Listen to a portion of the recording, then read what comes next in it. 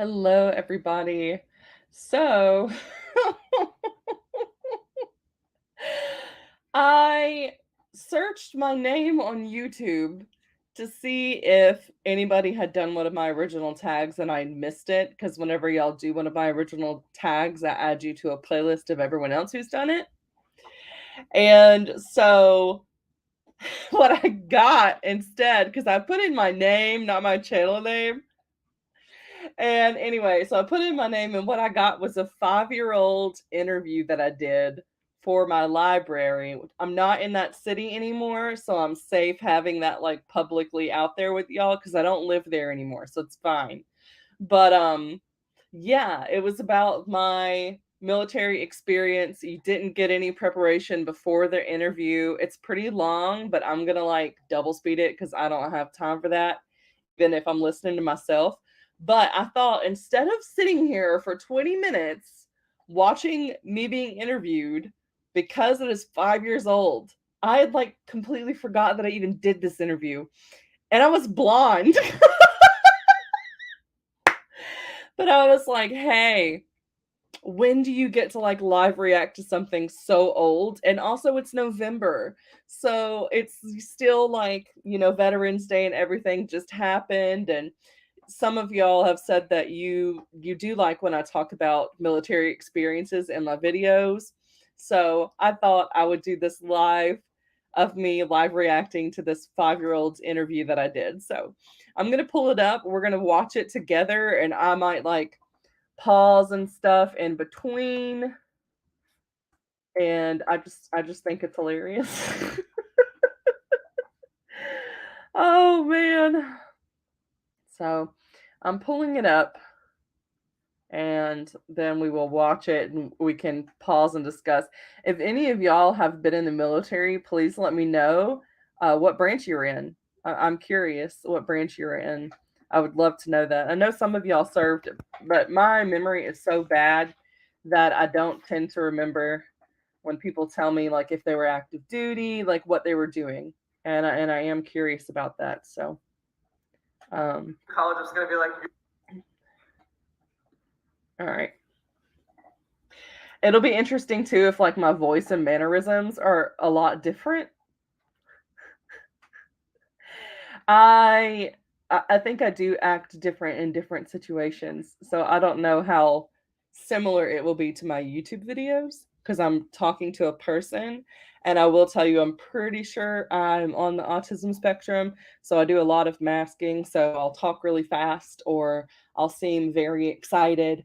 Um, and I'm like overly conscious of my facial features, so I feel like I have to smile the whole time. So if you see that, you'll kind of get what I'm like. I still do it. It's on videos, um, but I'm not as aware. But if it's like a person that I'm talking to, like I know, like it's a lot of effort to like be social like that. But anyway, let me see if I can move the tab so that I can see the video natural. I am on a Mac, so I still get a little confused with how to do everything on here. Because on the Windows, you just kind of slide the window to the side. I think I can watch it small like that. And then I need to get the other one up. And okay. All right. So now I'm going to share the screen. And I'm trying to figure out if there's a way. I'm making it as big as I can for y'all, but where I can still see what's going on. All right, I think that'll work. Okay, so we're gonna, I guess I need to do this one first. I'm getting there. Okay, share screen.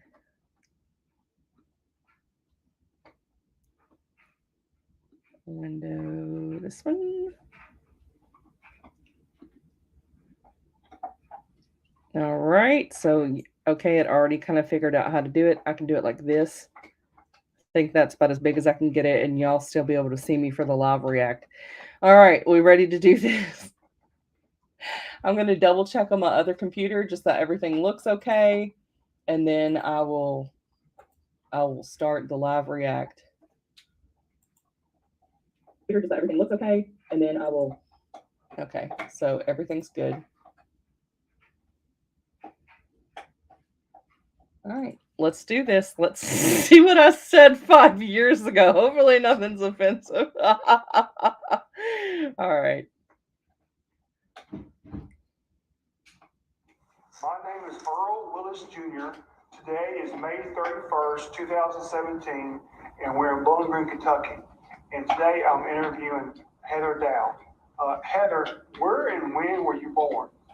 I was born in Gallatin, Tennessee, March 12th, 1990. Okay. And you were born in Tennessee? Mm-hmm. Okay. Do you have any siblings? Yes. Okay. I have one that's only 14 months younger than me. Okay. And then I have one that is 9 years younger than me. Okay. Did any of your family, mother or father, grandparents, uncles, aunts, they served in the military? My granddad was in the Marines. Okay. And then my little brother is planning to enlist. He just graduated. Okay. What branch is he? He wants to be a Navy SEAL. Okay. So he's going in the Navy? Yes. Okay. And you said your grand. He did not go in the Navy. Okay. So he had asked me to take him to the recruiting station or whatever. And so I did. He went in, he did the little ASVAB test, but it was just the fake one. It kind of gives you a range of what you're going to score. And generally you score within 10 points of whatever your practice score is. His practice score was very low, and I was like, it was high enough. Don't get me wrong. He got like a 40 or something, but a 40 is average. And I feel like from an educational standpoint, I can kind of talk to someone and figure out how they would be on a test. And I knew his should be higher than that, because basically the military basis is that I think the lowest score that they'll let you into the military is a 32. And so a 40 is like your average person who's like your average well-educated person can get like a 40. And then 50 and higher will make it available to where you can do what they consider to be the higher intelligence jobs. And then if you have like an 80 or above, you can do any job. So I can't remember what mine was at the time. I think it was like I know what it was. I got an 84 on the language test because I wanted to be a interpreter. So they give you a fake language and then they test you on that.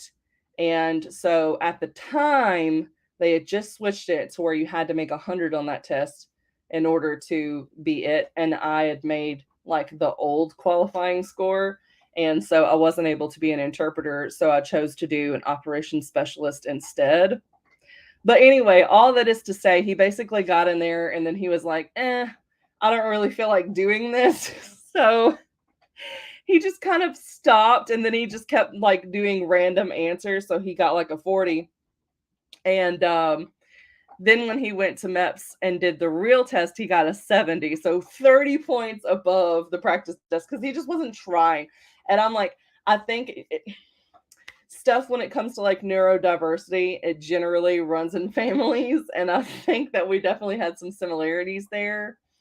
And so he got bored, so he didn't want to finish it. So he just didn't do it. But I knew he would have closer to my range because I could just talk to him and I knew that he would be the higher intelligence positions from the way that he thinks. So intelligence has nothing to do with what you know. It has to do with how your brain operates and how you're able to problem solve and think outside of the box.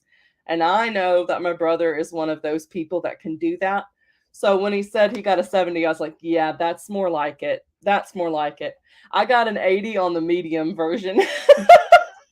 My recruiter had a 42, and I thought that an 80 was a really bad score because I'm thinking that's like a C.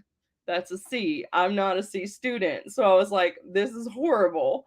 And he was like, no. And then I was eligible for any job that I wanted, except for the ones that women couldn't do at the time. So I couldn't be a underwater, like, bomb person, and I couldn't be a Navy SEAL. That was basically the only things that I couldn't do. And they kept trying to talk me into being a nuclear engineer, and I would have got a $20,000 sign-on bonus, but I didn't do it. To show you, to illustrate the difference between being intelligent and being smart, I was like, I don't want to cut no wires. That has nothing to do with nuclear engineering. We had this thing called nuking it in the military, which basically means at some point when you're like super intelligent, you're so smart that you become dumb. And that's how I would describe myself. I nuke everything. So even though I do consider myself to be highly intelligent, and when it comes to a like test that measure that, it proves that. But I'm not very smart a lot of the times. My husband will laugh at me because he'll hear me in here asking Alexa to spell very basic words. And he'll be like, what? And I'm like, my brain just won't think about it right now. I can't figure out how to spell this. It'll be like a 5-letter word, y'all. Oh, that's the other thing too, is generally when you do have a high level of intelligence, you also tend to have learning disabilities as well. And that's why you've got these geniuses like Einstein wouldn't even know how to put on his clothes correctly. Like he would often put on his clothes like backwards. And so yeah, it just being highly intelligent does not mean you're the smartest person. But anyway, that was a big tangent. Let's get back to this. But yeah, so he did go into the service. He went into the army. He got cake. He only had to do 3 years. So I say cake because they had minimum 4 years when I enlisted.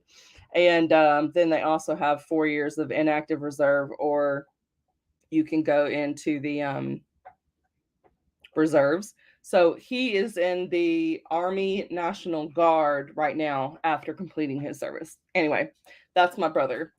Continuing on with this, who knows what's going to come up in this interview? Grandfather or your uncle? Grandfather. Okay, was he Vietnam era or? I'm not sure. I believe he was born in 1940. Okay. So it would have been something around when he was like 18. Okay, he might be Vietnam era. What were you doing before you entered the service? I was in high school. Okay. So you joined right out of high school. Oh, right? Yes. Okay. Can you tell us maybe about your decision to join the Navy and why you decided to be in the military? I mean, what was what built up to? See how much I'm blinking? Oh my gosh, y'all, this is what I mean by masking. I'm like doing too much, and you can tell I like can't do it all. I need like an official diagnosis, and then maybe they could teach me how to relax, because like even doing this live react is really awkward for me, because I'm like, how should my facial expression be as I'm watching myself be interviewed? Because it's awkward, because it's like if you're smiling and you're engaged, like you're full of yourself, why are you like smiling about it? But if you're like dead faced, then it's like you're bored, you're not engaged. Like so like this would be how I would watch a video like dead face like this if it was just me, and I might cackle at something I say. But like if I'm being filmed, I feel like I have to do this the whole time. And I do over blink because I'm thinking about that too. Like, am I blinking enough? Oh my gosh, the struggles of being online. Please tell me if you relate to this. Please tell me if you relate to this. Oh my gosh. I already know I am atypical because I have other things that fall into that. But like, let me know if y'all relate, because I know there are a lot of y'all that do booktube that are also atypical, and I want to know if y'all have the same struggles when it comes to like being on camera. I am very, very, very curious about that. But anyway, I'm going to try to not stop and pause as much. I would rather just like turn off my face, but that defeats the purpose of a live react. So my cheeks are going to be hurting by the end of this. But anyway. Oh, I don't even think I put it on double speed. So let's speed this sucker up. To maybe going to the recruit station? There was a few things. I'd never actually considered being a part of the military. I considered myself a conscientious objector. Okay. So everyone was shocked whenever I decided to go enlist. And we had a recruiter that came to the school, and he was talking about all like college benefits and going around the world. And I was still thinking, no, no, no. But he visited for like a week. And my teacher that was in that classroom had also been in the military. So after he would leave, he would also tell us things and we could ask him questions. And I had always been one of those very smart kids, so I would get letters from colleges starting at age 13. Okay. But then I didn't realize that you had to write all these essays and stuff to get into college. I just assumed the college was going to be like, you're accepted, please submit an application and we'll check yes. So I didn't work to get any scholarships. So I was like, I'm not going to be able to go to college right now. And then I also wanted to be a Spanish missionary, and I thought, well, the easiest way to do that, go into the military, become a linguist, and I can get stationed in South America, because that's where I wanted to be. So that's kind of all the things I did, and I was like, gonna go get enlisted. Okay, so did you talk it over with your mother and father, or what did they think about you enlisting? My dad kind of thought that it was a joke, and my mom was thinking, okay, I will take you to the recruiter station and let you ask questions, and we'll just entertain this pretty much, because I'm one of those instant walk into the room, hug everybody I know type people, and that just didn't seem like it fit the military category. Okay. But I walked into the recruiter station one Saturday, had my mom detour over there before getting groceries, and I had 2 lists of questions, like 2 pages of questions for the recruiter, and I handed it to him, and he answered them all. Okay. And then I said, okay, I'm gonna go enlist now. So you gave him you said you signed the paperwork in and everything, or? He had me take a test on the computer to see if I would even be eligible for what I was wanting to do, because depending on where you score on the ASVAB determines what kind of jobs you can get. Okay. And I was wanting an intelligence job, so you had to have above a 50. Okay. And I took the test on the computer. I had a 69 on the practice test, and then he said, okay, we're gonna send you to MEPS. So when I went to MEPS, I tested and I got a 80. Okay. So I could do any job I wanted to, except for the ones that were only allowed to be given to males. Okay. So I had no limitations. Okay. So what was some of your job possibilities? What did you want to do when you went in the Navy? I wanted to be a linguist. Okay. So they would send you to California for 2 years, train you up on whatever language they needed you to speak, and then you were good to go. But when I took the linguist test, you had to make a 100. They had just changed it that year. Prior to that, you only had to make an 85. I made an 85. Okay. So I wasn't eligible. And then I also found out you did not get to pick your language. So trying to learn Spanish was not going to happen. It was going to be like, learn Farsi. So I decided not to take the test again. There was a 6-month waiting period just to take the test again, because it's a made-up language that you're being tested on. Okay. So then I chose operations specialist. So you wanted to learn how to speak Spanish, right? Mm-hmm. Okay. When you went there, did you want to join the Navy, or that was just a recruiter that was there? Was other recruiters representing other branches, or? The place had each branch. Okay. But the Navy person was the one that came, and that was the only branch that I was going to consider anyway. Okay. Okay. So you maybe narrowed it down to just the Navy, right? Oh, yes. Okay. So why was it you chose the Navy over all the other branches? There is this understanding. Oh no, we're gonna get into some controversial discussions. I already know. I probably said something here about the different branches. So it is a thing that when you're in the military, in particular, when you are active duty in one of the core main 4 branches, that you put your branch above all other branches and you diss those other branches. And so like the Coast Guard's not considered part of the military unless it's during a time of war. So we don't even like include them. And then with your National Guard, we don't include them as being service members. And then we make fun of Air Force so much.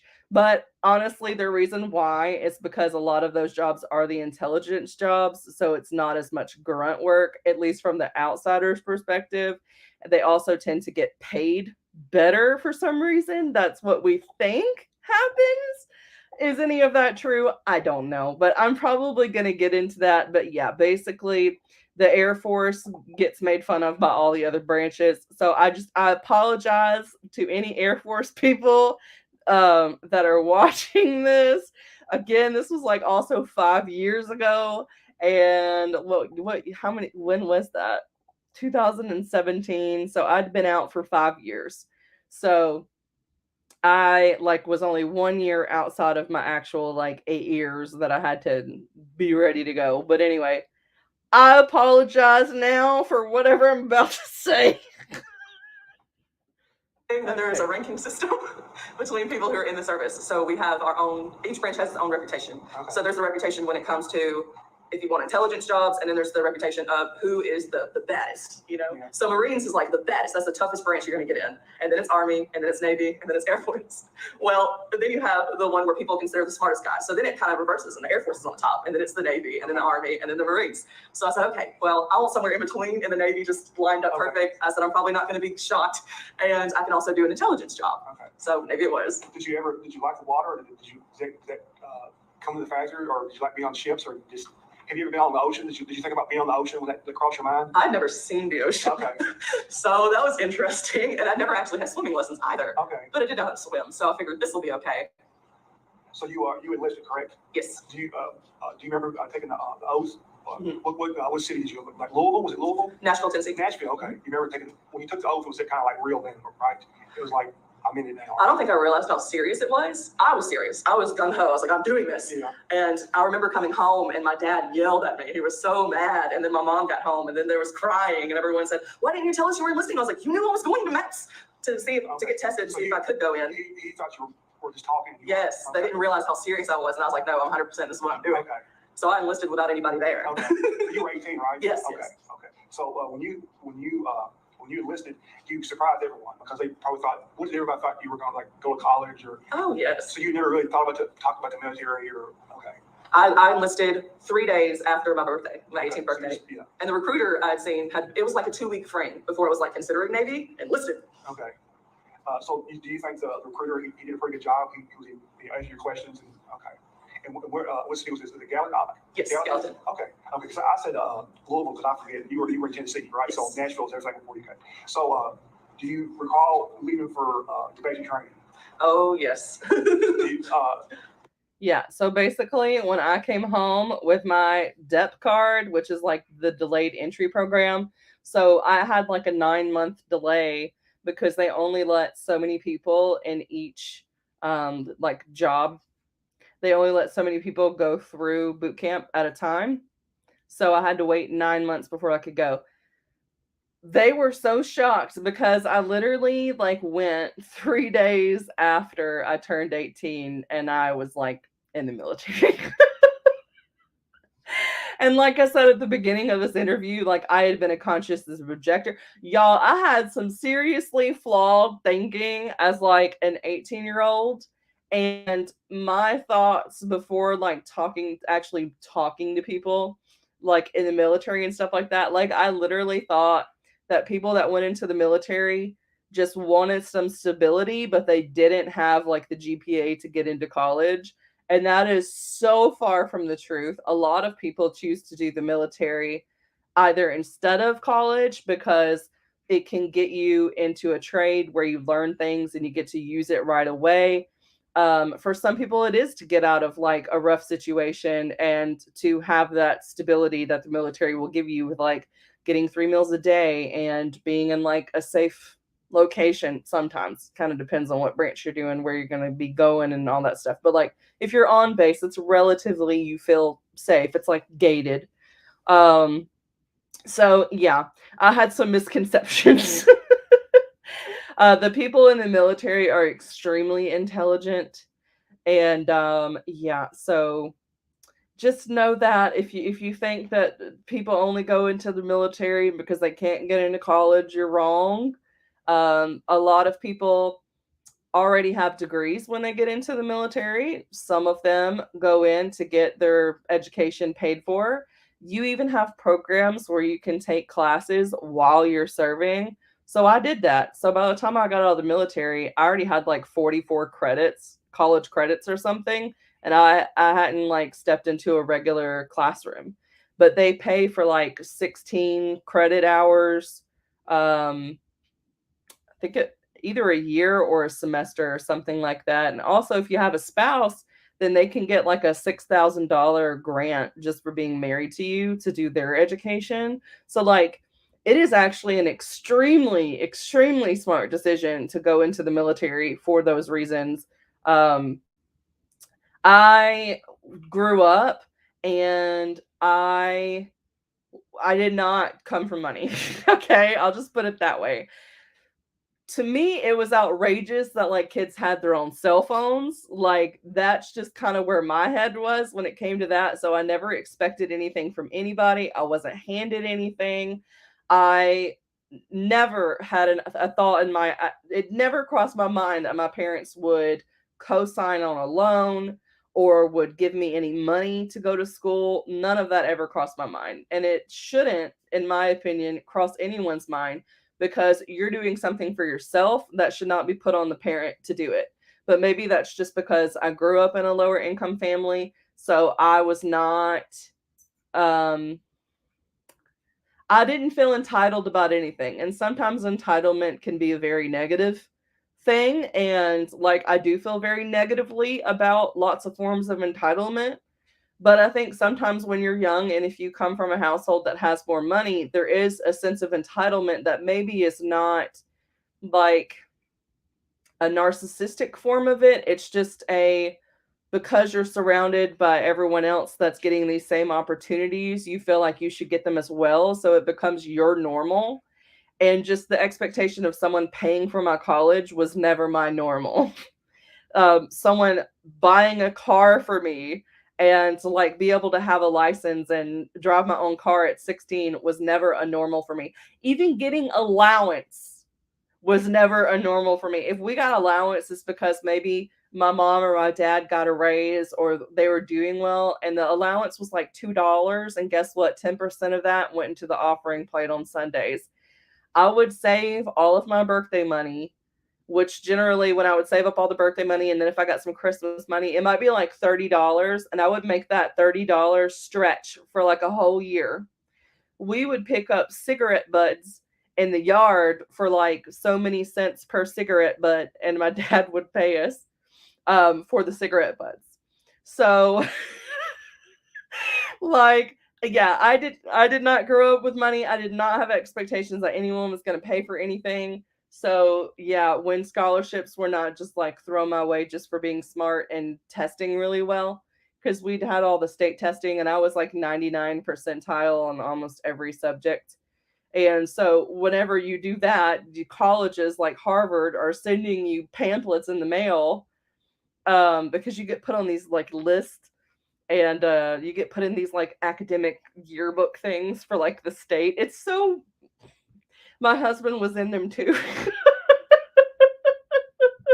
We're nerds.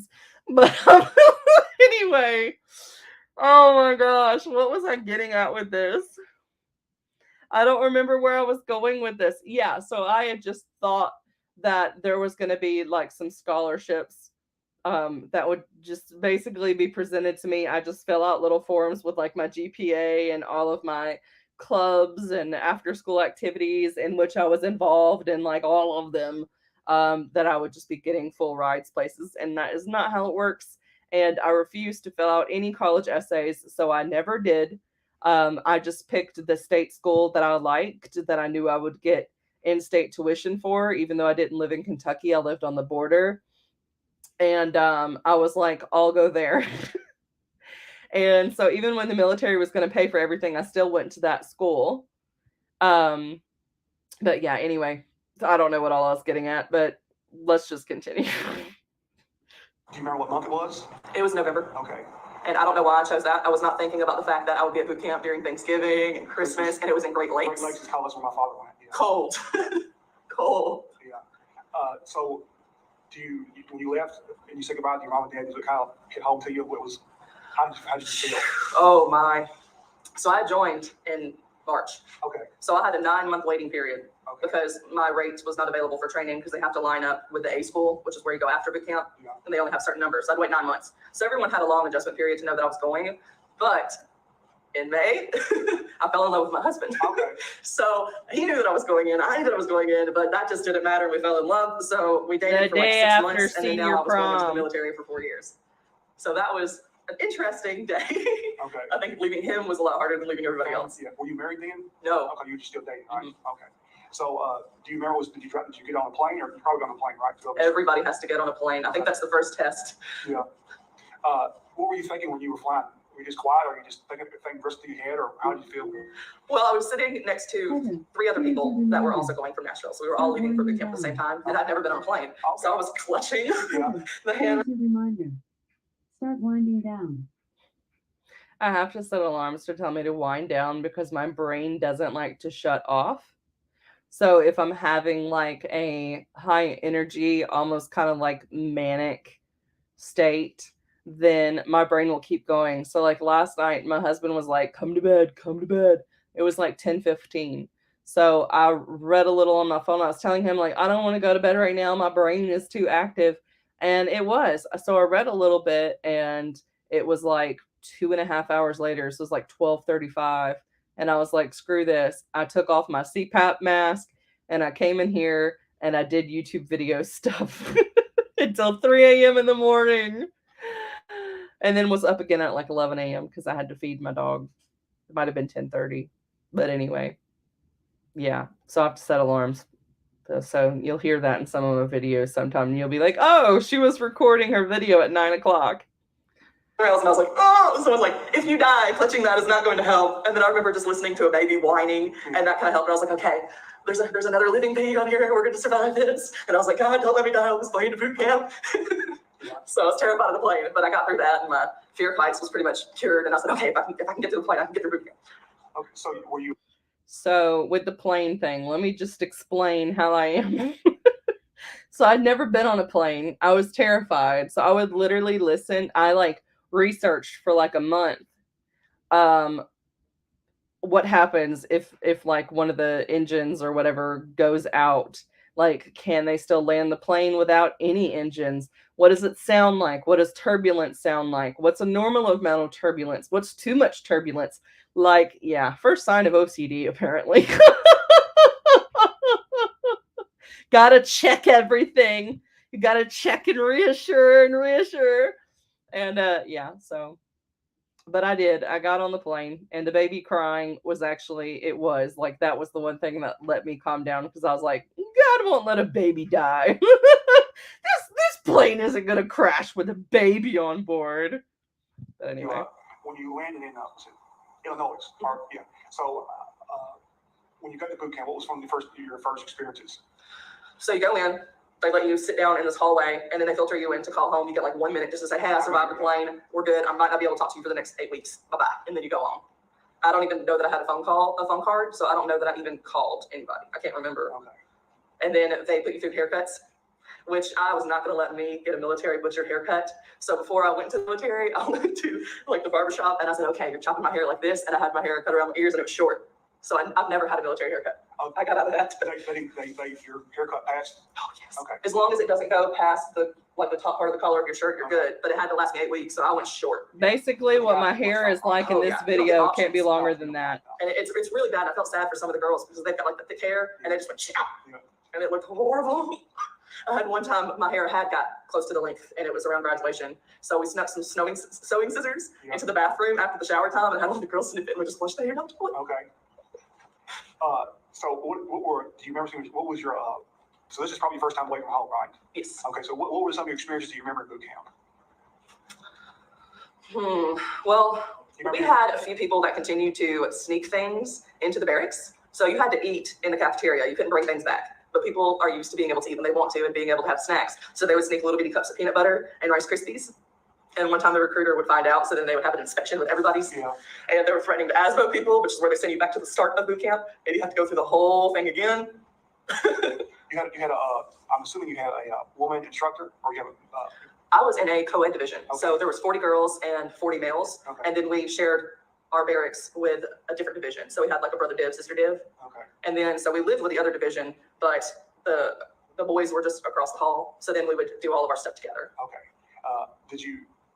Did your instructors break every one of thinking of, because I know a lot of guys I talk to, it's not about an individual. You're not an individual. You're part of a team. And so did they make everybody realize that finally, or with their IT sessions? Okay. We had 4-hour-long sessions, and it didn't matter who got in trouble. So if it was the girls that were sneaking food, the guys were getting punished too. If the guys were caught up at night when they weren't supposed to be, the girls were getting IT too. And we would do this thing called making it rain, which is where they exercise you until the walls are sweating. I didn't know I had asthma at the time, so I'm surprised I did not die during that. But luckily, I'd been fit from after-school activities and marching band, stuff like that. So I was prepared physically. When they did that, did that kind of encourage everybody in the group to kind of police each other? Oh, yes. Okay. I think that's what they're wanting to do, right? That you take care of your own problems. Because when everybody gets punished, then they make sure one person doesn't ruin for everybody. Mm-hmm. So that probably, it comes to an end pretty quick when everybody... Oh, it lasted the whole time. It was IT every day. If they didn't have an excuse for it, they just did it anyway. They'd be like, all right, we got a couple people that haven't passed their physical test yet, so we're going to IT and get you in shape. Okay. Is there any instructors that do you remember, or... I remember all three of my RDCs. There was the one female, she was a second class. Then there was a first class male and a chief. Okay. What do you remember? Were they like very stern, or do you remember what they want you to do your best, or what do you remember most about them? They were very stern, and the woman was the most terrifying of all.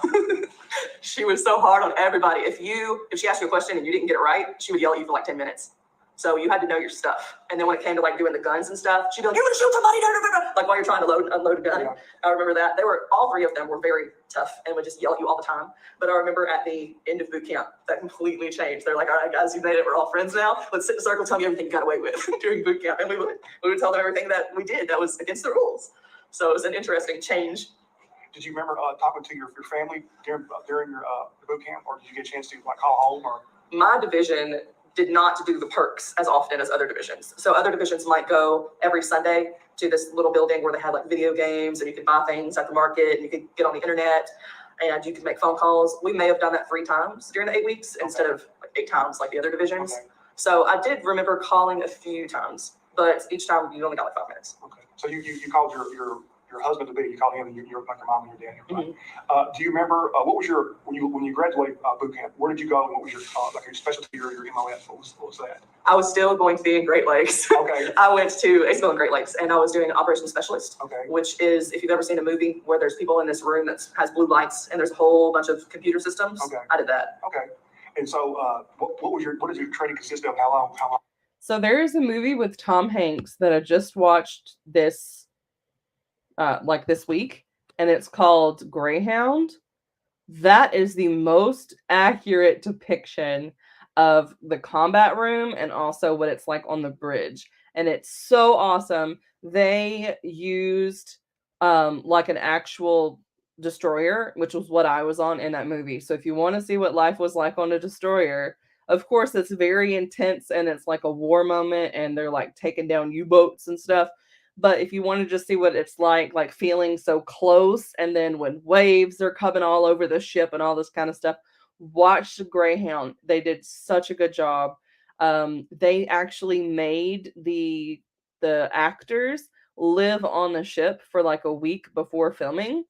And then they also put them on a gyrator or whatever it's called, where the ship would move. So they were basically had to get accustomed to how you hold your weight, what you call getting your sea legs, so you don't like fall over. And it was just such an incredible movie.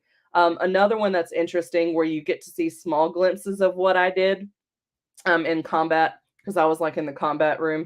And so another one is actually the movie Battleship. So the Greyhound one is like just your typical destroyer kind of setup. Some of the weapons are older that we didn't use those on my ship. But the Battleship is what my ship became. So I forgot what they call it. I was on a guided I was on a guided missile destroyer, but there's a level up to that where they like outfit it with more 5-inch guns and stuff like that, like some really heavy artillery. Forgot what the name is for it, but I was on the top ship in my fleet in Florida. So they always made us go on additional missions because we were like the best. And so it kind of sucked to be the best. But I got like the Battle E for excellence and all that other kind of stuff that you get whenever you are. But anyway, being the best also mean that they moved us to Rota, Spain. So I got off the year before they moved to Rota, Spain. So that's where my ship is now. But yeah. So what if you want to see what it looks like, do that. And then the movie Battleship used real people in the service. They used real Navy members. So of course, like Rihanna was not like the real position, but almost all of the extras that you see in that movie were actual active duty service members. So the casting crew, they would send a guy onto our ship, and then they would go around and they were like, all right, who has like 10 days of leave that they can use? You're only going to get paid like so much a day to be in the film. If you get a line, then you get like 600 something dollars per line that you say in the movie. So I think my friend Henderson had like 3 lines, so he made a little bit, and then I had another friend Jensen that was in it. So they put them in. They didn't pick me. But 2 people in my division were chosen that were extras, and I actually got to see Henderson like on it. And then all the people that had auditioned, the audition was literally just them taking a picture of you in your uniform. That was pretty much it. And so they probably should have put more female extras. I'm just saying, there's females in the military, y'all. But anyway, so we got tickets to the premiere for Battleship, the movie. So it didn't have any of the main actors at the premiere. So basically, of course, you've got like Hollywood premieres, but then they also had the local premiere because there were so many people from our base that were in the movie. So we got like these giant tickets, and it was a private viewing, and they had a guy that like worked on the film like introduced the movie and got a giant poster of Battleship. It's somewhere like in my garage. But yeah, so they also showed the combat scenes. That was really cool. But anyway, let's continue. The one time I was almost in a Hollywood movie. Okay. It was 8 weeks long, but you also had to go through this other course that I believe was 3 weeks long. And it was like shipboard stuff just to train you for being on a ship. Okay. And it was computer based, my training was. So everything we did, you sat down, there was a computer, you read the lesson, you took the test, and it was kind of self-paced. So I actually graduated early. Okay. And then you had to wait until you got orders. So some people would wait for months before they got orders. And you would also have to wait before you could go to your school. So I remember being at A school for like 2 months, just waiting to actually be in the A school. Okay. Did you, by now, have you got used to the military life? Did you like it, or just got used to it, or bear it? Or what did you think of your military life so far? It really changes from year to year. So for the first year, I was very gung-ho. The second year was horrible. I did not like one of the people that was on my ship. They just tried to make my life unbearable. Subordinate or somebody under? Oh, they were above, but they had been kind of stuck at that rank for like 14 years. Okay. And I was quickly moving up, and I was getting trained at everything that they had already been trained in. Okay. So I think it was kind of a threat type thing. It was also a woman, and there was very few women, especially in my division. Okay. There was like 2 of us. So it was me and her. And yeah, I had to wind up reporting the person. And they were doing an investigation, and there was witnesses, and they said, okay, if we make this official, that person's pretty much going to get booted out of the military. But if you let me just have a conversation with them, I'll tell them exactly what could happen. PTSD.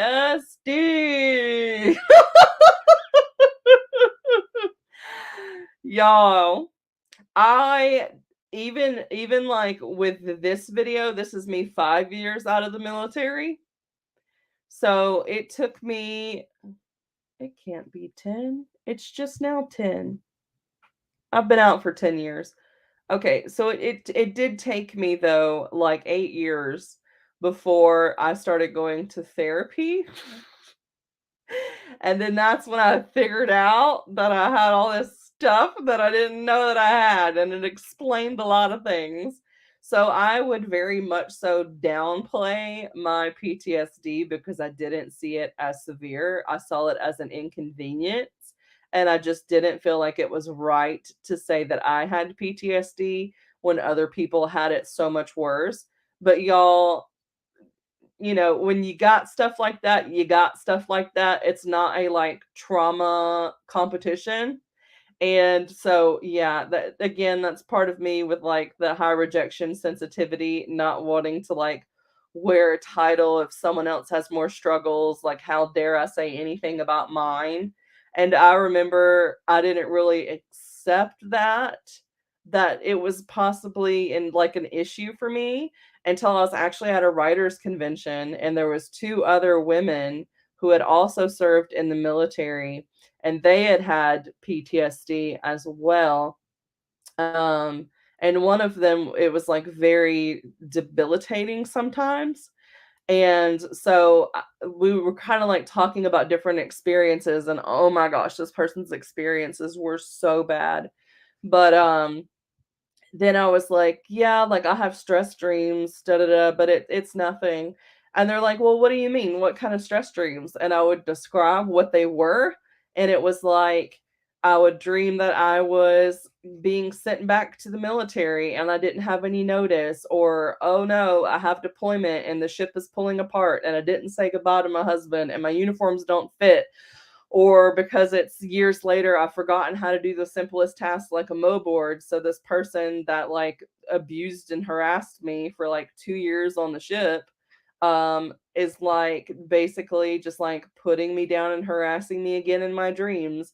And then you wake up, and sometimes you wake up and you're crying, you're so stressed, and you're like, oh my gosh, I'm not gone. I'm not going to be away from my husband for whoever knows how long. Like, it's very stressful, and I just completely downplayed that as like just a stress dream. But the thing is that there's other things that come along with PTSD where people will kind of see it as you being lazy.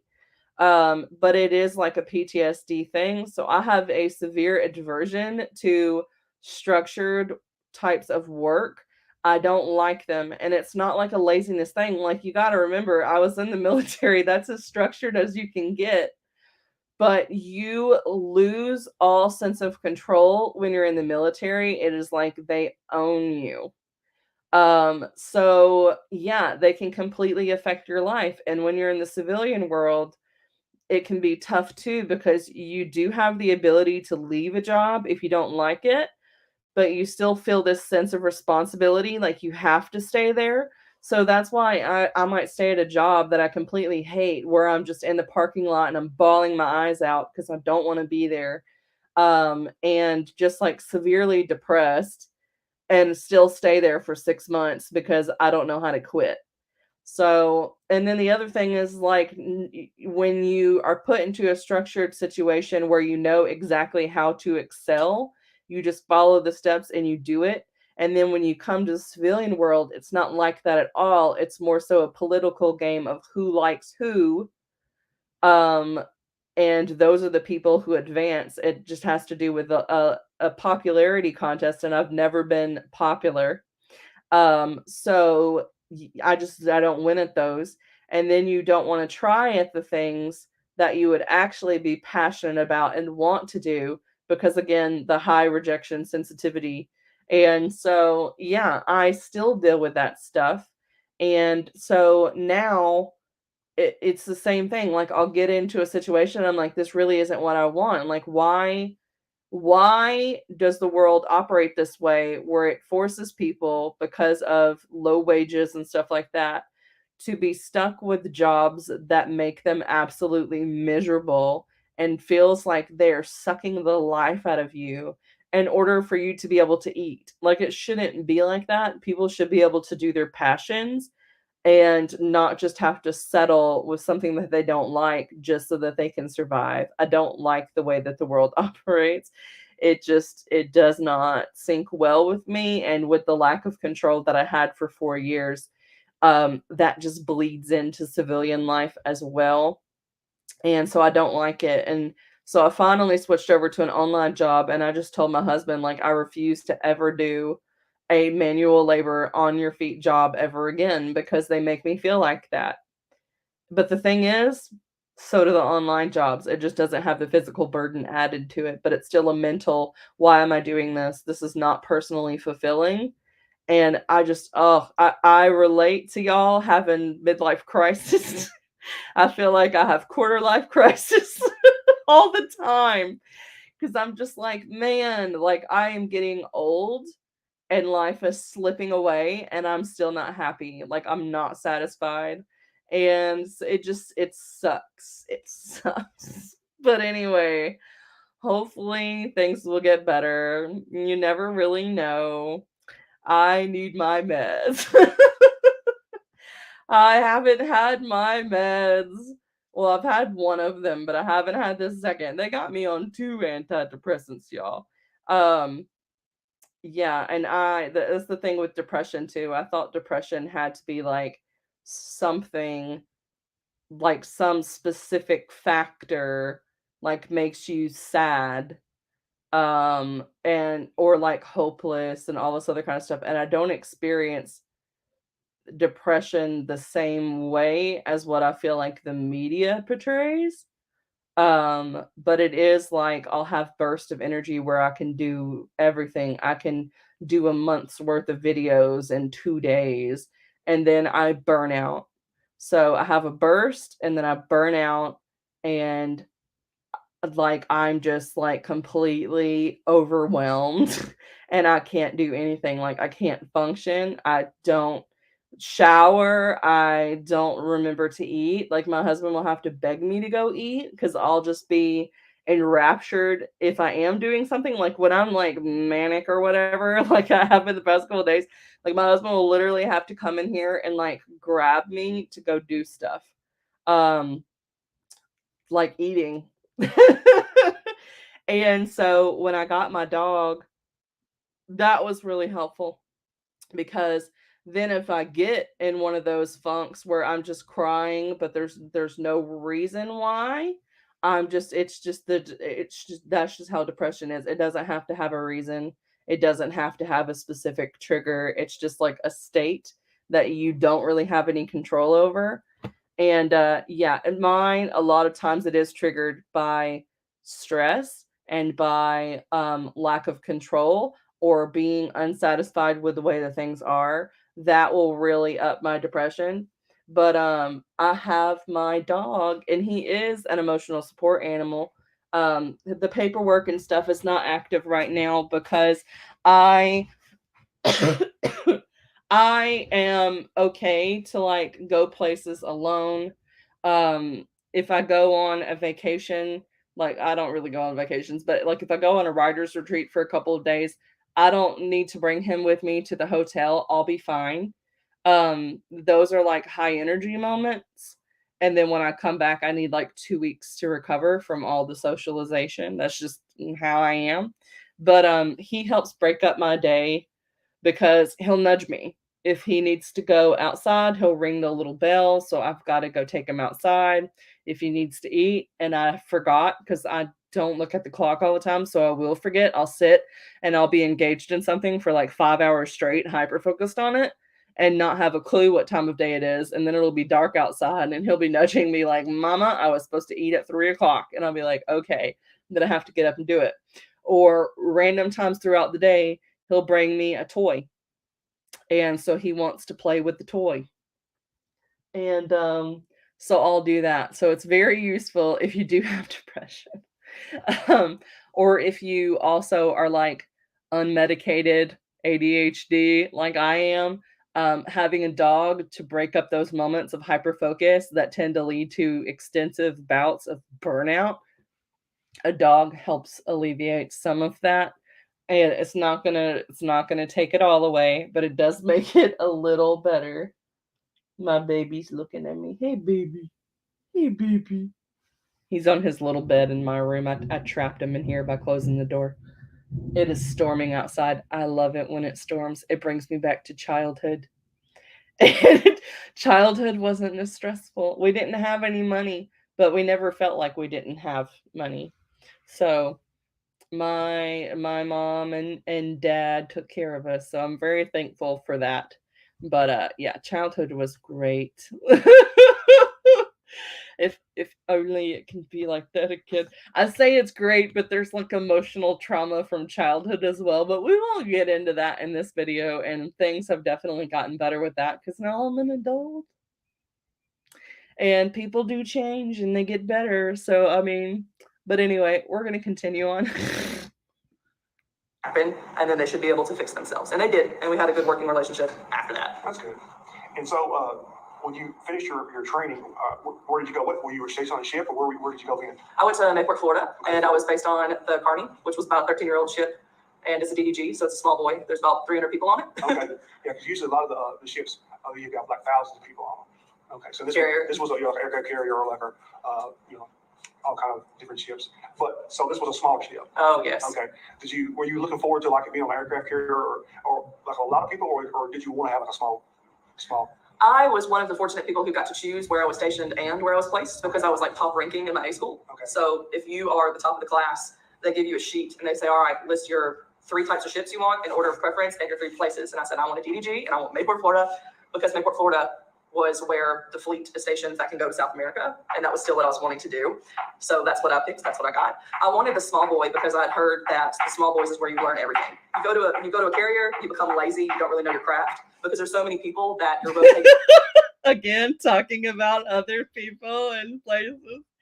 Yeah, so and that's something where I didn't know this, but other people that had actually been on carriers told me this. So when you're on a small boy, there's less of you, so you have longer shifts. You're in more activities than you would be if you're on a carrier because there's just more of you. So sometimes on a carrier, you might have a 4-hour shift for the day and you don't have any double shifts, none of that. And you might be assigned to like one other operation. So like with me, so when I first got onto my ship, I was the lowest ranking person in my division. So they put me on every single operation. So if the ship got gassed, like if another country like dropped some kind of biochemical weapon or whatever in the area, I was on that team that would go and I would put on the suit and I would go out and I would use this little kit like with strips and you test the air to see which chemical agent has been used. And then you go in and then you get whatever you want to call it, decontaminated, which of course all of those things are very expensive. So we didn't actually do like getting sprayed and all this other kind of stuff, but you like talk through it and you do all the steps. So I was on that. I was also in the combat operations. So it would be hours and hours where you're like pretending that you've got this target and like you're tracking them and doing all this other kind of stuff, or like hostile aircraft in the area, that sort of thing. Those operations would take like 5 hours sometimes, and sometimes they're in the middle of the night and you've just done 2 shifts plus daytime work. So you get no sleep at all that day. And I was on the fire team. So when I had got in a car wreck, so then my neck, I had a sprained neck, and then I had strained my back as well. So I wasn't allowed to lift. I wasn't supposed to lift more than like 30 pounds. I was on light limited duty. So during that time, I took advantage. I trained beside the officer because the person that's inside that room that's coordinating the fire drill, they're telling people how to navigate the ship to get to the area where the fire is. They're listening to the incoming comms from other fire teams saying where the fire has dispersed. And so you're like coordinating all this kind of stuff on these huge charts that are like really big, and you pull them back and then you like use this it's not a marker, it's like a it looks like a piece of chalk, but it's not chalk, and you like scrub it off, but it's like I don't know what it's called. It kind of feels like clay, but it's not clay either. I don't know what it's called, but if y'all are in the military, maybe you know what it's called. The thing you write on everything with. But it's like a white pencil thing, but the whole thing is it. I don't know what you call it. I've forgotten. I've been out for 10 years now, so I mean, it's been a while. But anyway, so there was black ones too. So the fire one, you actually use a black one. The white ones are what you use on on the radar machines, because the radar machine screens are dark. They're like black. So you can use the pencils on that. But anyway, so I got to do that, which meant that I didn't have to put on the FFE, which is those big, huge, heavy, hot suits, and then the SCBA over that, and then your mask and all that kind of stuff. I didn't have to do that anymore. I just had to put on the fire retardant suit, the boots, and then I would have like the hat nearby. But I didn't have to do the full dress out, which is so much better because, again, y'all, I had asthma. Okay. Putting on an FFE, then restricting your airflow by having this mask like this, and then you're having to squat, and squatting activates my asthma. Okay. I get dizzy and out of breath. I cannot do squatting. So it was just a horrible situation. I tried so hard to get off of that team. Even when they got people that were lower ranking in on the ship, they still didn't put them in all the departments, and I was in all of the extra details. It was just absolutely horrible, and I hated it. Anyway, I didn't expect this reaction video to take this long, but I mean, whatever. Let's see what else I have to say. Shifts, and you might not have to work every day, which is cake. It sounds like cake. Why would you not want to go do a carrier? And you got all the perks that you don't get on a small boy, because small boys have less people. But I wanted to learn, so carriers, those are the types of ships that wind up getting celebrities that fly in and do concerts on the ship, or they might have like an ice cream shop or something like that. Oh my gosh, people in the British fleet, they have like beer on the ship. Like they have a machine, like a soda fountain. They have like a beer machine. So like bigger ships and stuff, they have some perks. They have some perks. As far as like the British Navy, how I know about that is because we had some of them that stayed on our ship for a while. We also had Marines that stayed on our ship whenever we were doing some piracy ops. We had pirates, like legit pirates, from like Somalia or whatever, that were on our ship for like a month. So anyway, I was like small boy all the way. Okay. Did you get to go out in the ocean? Oh yeah. Okay. Where were some of the? Did you leave the United States? Okay. What were some of the places that you went?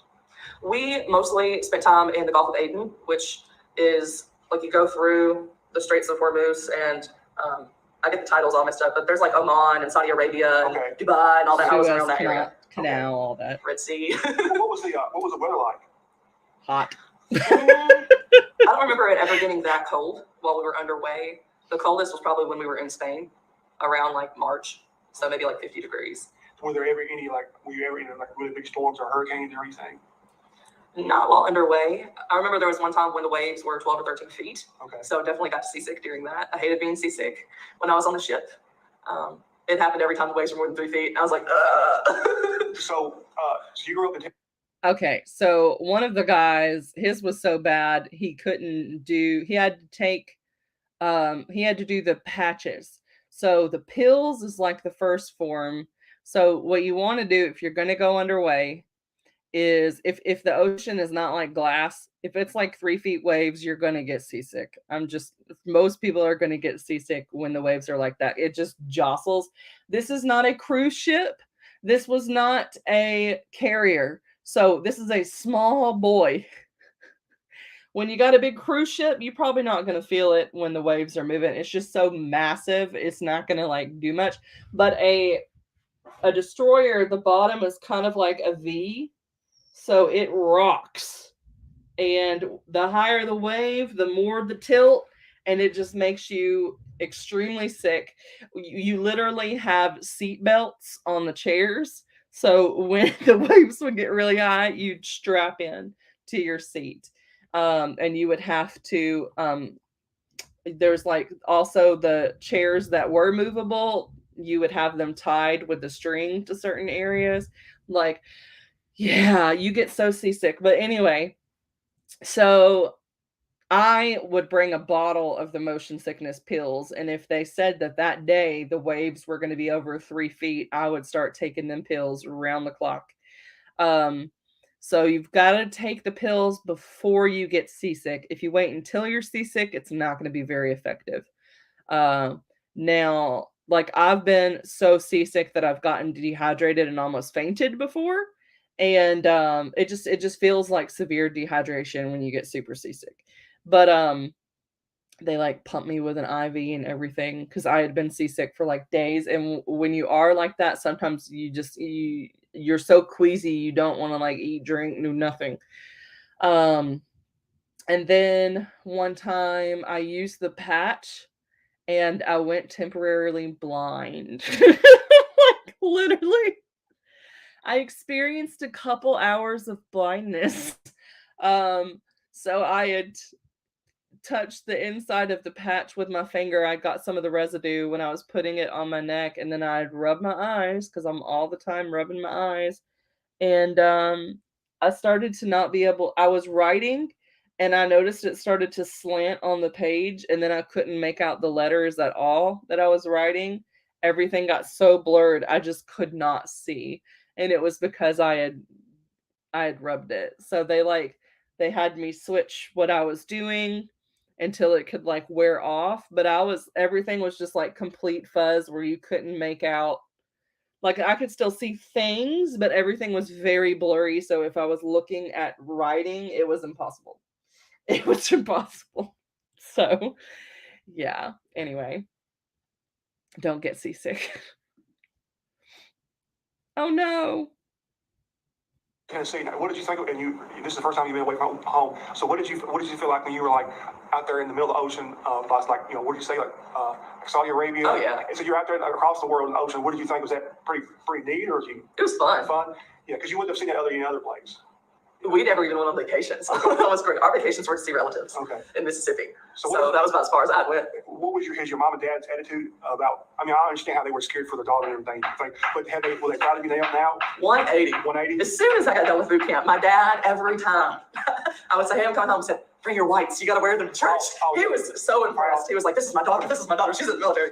And then whenever I got out, they were all like, "Just stay in. Just stay in." And they loved it. They got used to it. They were proud of it. Right? Do you think maybe you influenced your brother? Oh, definitely. You think so? How was he? 17? Yes, he's 17, almost 18. Okay. So as soon as he turns 18. And friends too. I had friends that went in the military after I'd went in because they were like, "Oh, you made it. I think I can do it too." One of them went in after, and he flunked out of the A school. So he made it through boot camp, and then he went to the specific training, and he couldn't pass the test.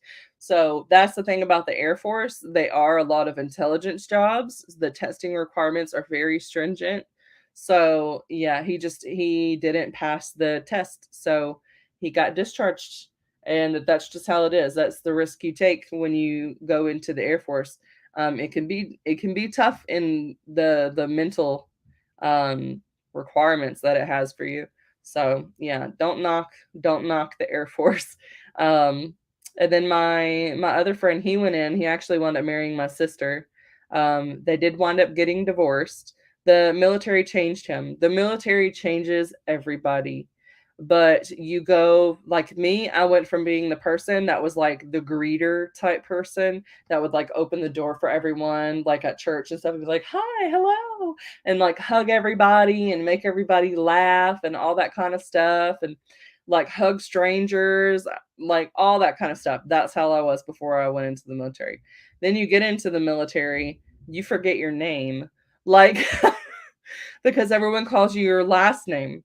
So if you go like 8 months where 99.99% of the time you're only being called by your last name, you forget your first name. Like it, but it's never used, so it feels weird almost when someone says your name. So I don't know. Anyway, I don't know what else getting at again. In July, he'll probably be at the recruiting station just like I did. So you've Oh my gosh, what is going on? I mean, it is storming outside. But yeah, so what I was getting at is just that the Navy does change people in different ways, and I think it hardened me a little bit. And then with him, he was in a very strict home. So when he went into the military, he had a lot of freedom. And so he just became different in that way. He was not the same like quirky, nerdy dude It was more like, hey, I'm going to go out and I'm going to go do all this stuff. And yeah, so it just didn't work out for them. But I think he's a lifer. I think he's going to stay for, until he retires, which the cool thing about it is with the military, you do 20 years. If you go in when you're 18, you retire at 38. So if I had stayed in, I'd only have 6 years left and then I'd just be done. But I knew I didn't want that because it's high stress and it's no control of your life for the times that you're in. Why is it still loading? I don't know what's going on. Let me see if I can just press it. You've rubbed off on him and encouraged him, right? One of my friends that graduated with me, we were like best friends in high school. I was also happened to be my husband's best friend. Okay. He wound up joining the Navy like 6 months after me. Okay. And then he did the same rate and everything. So I feel like once one person gets in the military and people see how it's going for them, everybody else just kind of joins in. Yeah, they know what to expect. Yes. Did you have any friends? Did you have like real close friends, or did everybody just kind of co-working? You just go along? Did you have people that you? Oh my! Oh, you become family with everybody that's on the ship. You know that you're stuck with them, so it is like a family thing. You can't burn bridges, especially if you're a girl, because there's only 30 on a ship of like 270 guys, and you're having to live together.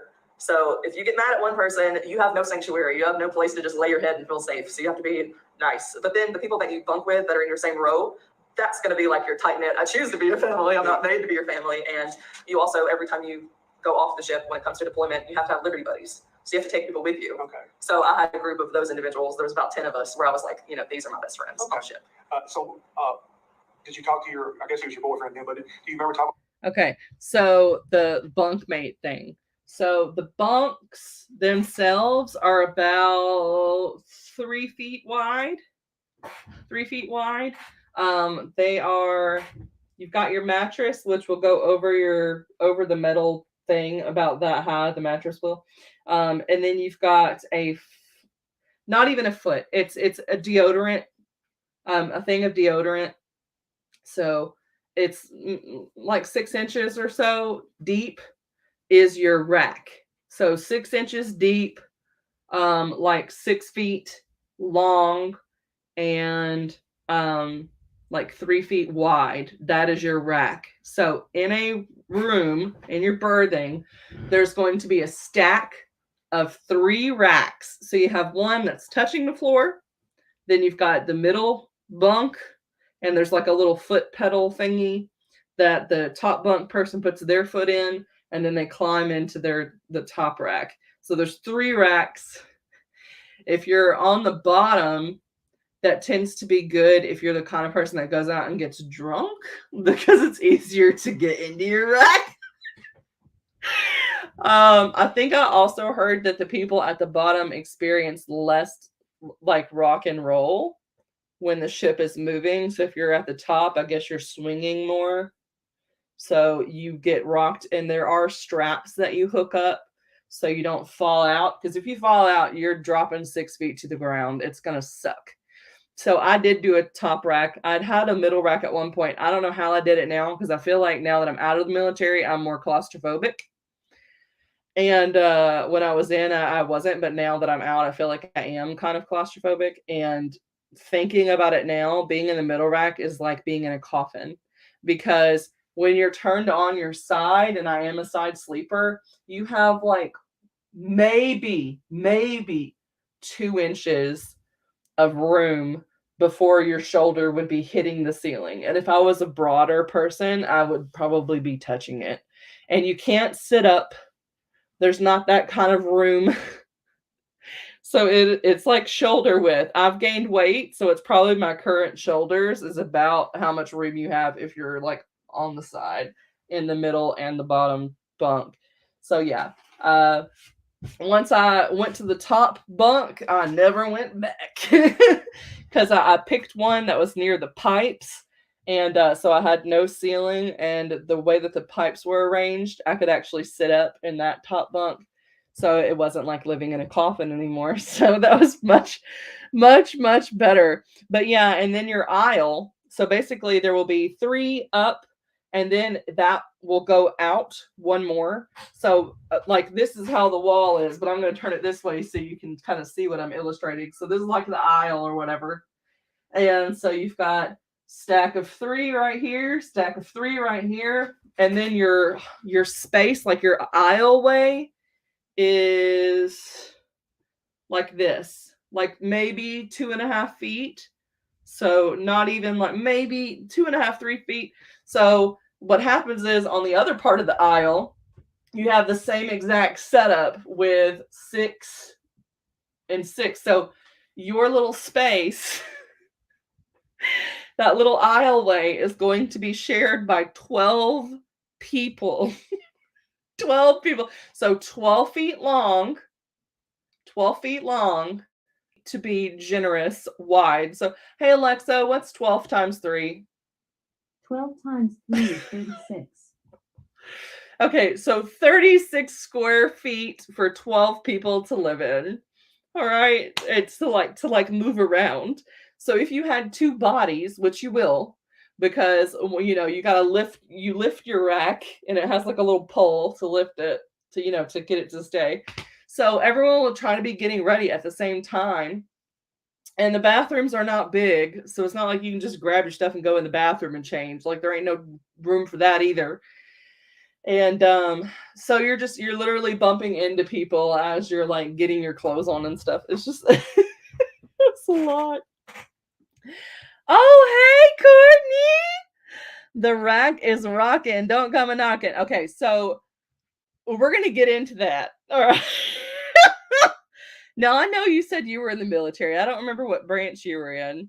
But yeah, if you were in the Navy, that would be hilarious because we probably got a lot of stories to tell. But so on the ship, everything has to be certified that like it's electrically safe. So you go get any of your electrical stuff has to be checked. They check the wires and everything, make sure it's good so that it doesn't cause a fire. I had a girl. She had like a briefcase or something of various sex toys. And she took them to go get checked. Because if they do rack inspections, y'all, there ain't no privacy on the ship. They do rack inspections. And if you get caught with something electrical and it has not been checked, you're going to be in trouble. So like me, here I am with my little portable DVD player. I go get that cord checked. And here she is with her box of sex toys that need to be charged. Oh my gosh. But yeah, okay, y'all. This is how innocent I was going into the military. I did not know that women did that. I thought the only women that did that were porn stars. Like, I'm not kidding. I'm not kidding. I had no idea that just like your ordinary woman did that sort of thing. So I was very naive. And so sometimes you would hear vibrations. There's nowhere to do it. So some women would do that in the shower. And you'd be like, okay, you've been in there a little bit. And some people would do that without toys. And sometimes I would hear stories of people being like, yeah, I heard her going at it for like half an hour in her rack. So you have these little bitty curtains. And so you've got 2 little curtains and you just move them back. But there's no sound barrier. So, I mean, you're on these ships for like 8 months or 9-month deployments. Mine were like the 9-month deployments. They were so long. And you're not getting to go on shore very often. So yeah, you're getting to go see these other countries and stuff, but it's only for a couple of days at a time. So you don't hit port very often during that 9 months. And so people get worked up. And as far as conversations, don't think you're going to be having any phone sex because that's not going to be happening because there are 2 phones. Again, I was on a small boy. There was 2 phones that worked. There was 1 phone that didn't work and they never fixed it the whole time I was on the ship. It had been out for like years. But anyway, so there's 2 pay phones that you use to call home and you get 5 minutes. That's as much as you get. If you take more than 5 minutes, people are going to be banging on the door to let you in. So 2 people are in the room talking on the phone at the same time. So your conversations are not very private. So yeah, you don't want to be having any any sexy times. And also, I think that they had some sort of system when it came to like emails and stuff like that. No one was like going in and reading everybody's email, but there's trigger words. So, like, if there were certain operations going on, they might have that trigger word set up to where if someone tries to send out an email that has that word in it, they can shut that email down before it goes off the ship. Or you might get in trouble if they don't catch it in time. Like, or if you get triggered for that email, then they might read all of your emails. Like, there's a lot of stuff. Your stuff is not private. Um, and people get in trouble for things. I'm telling you. I came up with secret languages to communicate with people. Just like, here's my secret code. You have to crack this email to read it. Like, that's how I was. But anyway. All right, let's continue with this interview. Yeah, sidebar about sex toys on the ship. But anyway. Oh my. To your husband. Y'all, I didn't even discover Zoom until the second deployment, so I didn't do video calls home when we hit ports until like I discovered Zoom the second deployment, so I got all that set up and it was better. But yeah, anyway. Was it hard, or because people talk about long distance relationships, but that's really a long distance relationship. Was it hard, or?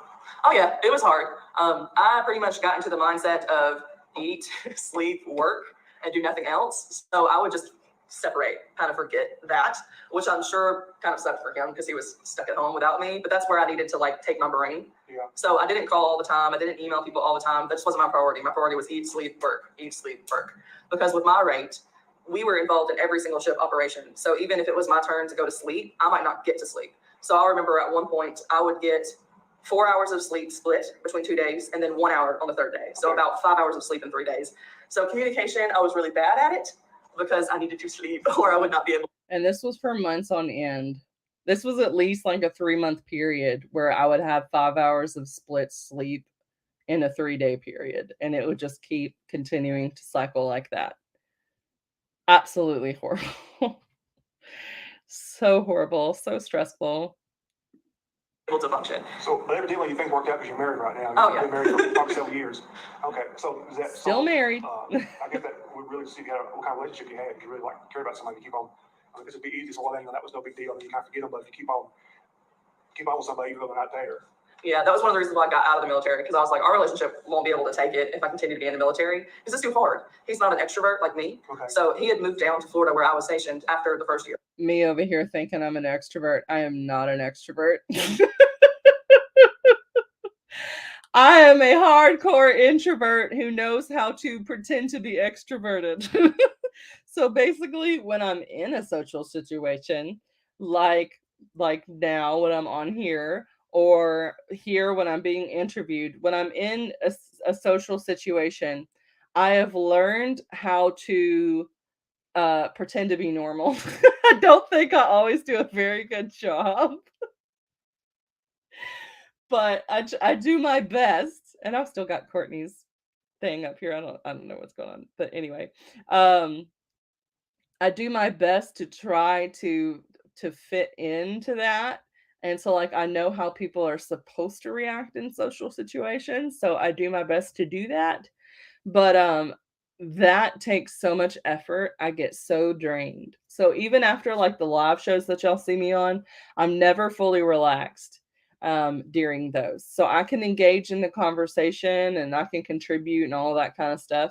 But like when that social situation, which I do include live stuff as social situations, even just filming the videos where I know I can edit them afterward is still the same way, because I'm like on a camera and I know someone's going to eventually see it. It's very taxing. And it's not just like a mental taxing, it's like physically taxing for me as well. So I have to, I need to relax after. So even after this video, I would really like to have like 2 hours to decompress, which I know I'm not going to get that because my husband's going to be like, it's 10 o'clock. You didn't go to sleep last night. You don't want to get off your sleep schedule. And he's right, because when I get off my sleep schedule, it's very hard for me to get back on it. But Yeah, I need a couple of hours to decompress, or I run the risk of having like the stress streams, and I don't want to have those. So I try to manage the stress before I go to bed so that I don't have stress streams. But anyway, I don't remember what I was getting at. Y'all, I don't remember. I have like memory issues, okay? Like when it's short-term stuff and a lot of it is ADD, but some of it I think is other things where I just like cannot, it's too much. I'm trying to manage too many things at once and my head is like I can't keep up with you. Oh yeah, I was getting at I'm an introvert because I need to decompress after social situations, and the longer the social situation, the longer I need to decompress. So, if it's like an hour, I'm gonna need like 2 hours. If I go on like a writing retreat that's 3 days long, I'm gonna need 2 weeks to basically be completely antisocial afterward. Which is why you might see me on here where you get videos like every day for like 2 months because I binge recorded like 20 videos in a day, and then during that in between time, I'm trying to decompress. I might not even be reading. Like my mind's not even in a place where I can read because reading is relaxing, and I deny myself the pleasure of relaxing because my brain doesn't know how to cope with being a stable person. I really want to read the Kiss Curse, and I started it, and I haven't finished it because that would be pure pleasure, and I don't know how to give that to myself when I have other tasks that need to be done, like doing metadata on all of the videos that I batch filmed. I still have like 10 videos that I need to do metadata on, which is like where you properly tag them and put in your description. And I did all the thumbnails today, so that's done. But anyway, my brain, your true insights into not only my military experiences but my mental state. Hopefully it's at least relatable. Anyway. Because the first year he was in college, so he stayed there, and then once we got married, he moved down to Florida after my first deployment. Okay. But when I went on my second deployment, I came back and I asked him, "All right, did you meet anyone? Did you make any friends?" He said, "I talked to 3 people during 8 months." I asked him who they were. It was like one person at the game shop, the cashier at Walmart, and like one other person. I was like, "All these people get paid to talk to you. You have to branch out." So I was like, "This isn't good for him," and it was too stressful for me. So I said, "We're getting out." Do you what did you do with your time off, your recreation time? I had so much money because as an E5 who was married in the military, you make a lot, especially whenever you're on deployment. You make twice as much. You get the hazard pay. You said you were E5 and you were unmarried. I was married. Oh, you were married when you were. Yes. Okay, so you got married when you were in the Navy, right? Yes. Okay, I didn't realize that. Okay. So I was making Exactly. $56,000 a year as like a 19-year-old. Which is unheard of. Unheard of. Yeah. So I would go, when I went to the movies, I wouldn't see one, I would see like 3. And we would get all the concessions. We would order like $30 worth of pizza 3 times a week. We just did all the normal things that you would do, but we did them in excess. Yeah. And so your recreation time was less with your husband, right? Because that was your, okay. So when did you get married? What year? What? 2009. Okay. So how long had you been in the military again? I think it was like maybe a year. Okay. Maybe a year. Okay. It was right before the first deployment. I guess I was under the assumption that you didn't get married until you left the military. Oh, no. Okay. They told me, I'd heard, that if you're on deployment and someone dies, you're probably not going to get to come home to go to their funeral unless they are your spouse. That is pretty much the only person, spouse and child, they'll do their best to be able to get you home. It's very expensive to get like a helo to come out and get you. And I said, if my fiance dies, I want to be able to come home to the funeral. So I said, I already know we're going to wind up getting married anyway, so let's just do it now. Okay. So we just picked the date, got married right before deployment, and then I went on deployment. So it does rush it, and that's why a lot of people do get married early in the military, because it's not recognized as just because you're engaged. And a lot of them get divorced. Divorce rates are extremely high in the military. There's kind of this ongoing joke. There was a joke like people, whenever they say they're married, they're like, "Oh, you met someone at boot camp." Like you fell in love at boot camp. Like a lot of people get married right away. They get married when they're in the military. So yeah, I was like, you know what? I'd been dating him before I went into the military. So we were technically high school sweethearts. I say technically because we literally started dating after senior prom. So we were only high school sweethearts for like 2 weeks of high school, but it still counts. And we're still together. So we made it through. But we went through some stuff, and I'm not going to get into that, but the military is rough. It's very hard, and a lot of relationships do not last. So just know that going in. It doesn't matter if your spouse is also in the military. If they are in the military and they're in the same, um, if they're in the same, what do you call it? If they're in the same area, like they're on the same base, they're in the same branch of the military, there's a lot to connect on that way. And so you can understand each other more. And I think that it might be easier for you in that aspect. But, it's hard whether they're in the military so they can understand that side of you, or if they're at home and they can never understand that side of you. So it's hard both ways. That's why there's this thing that people call the boat boo.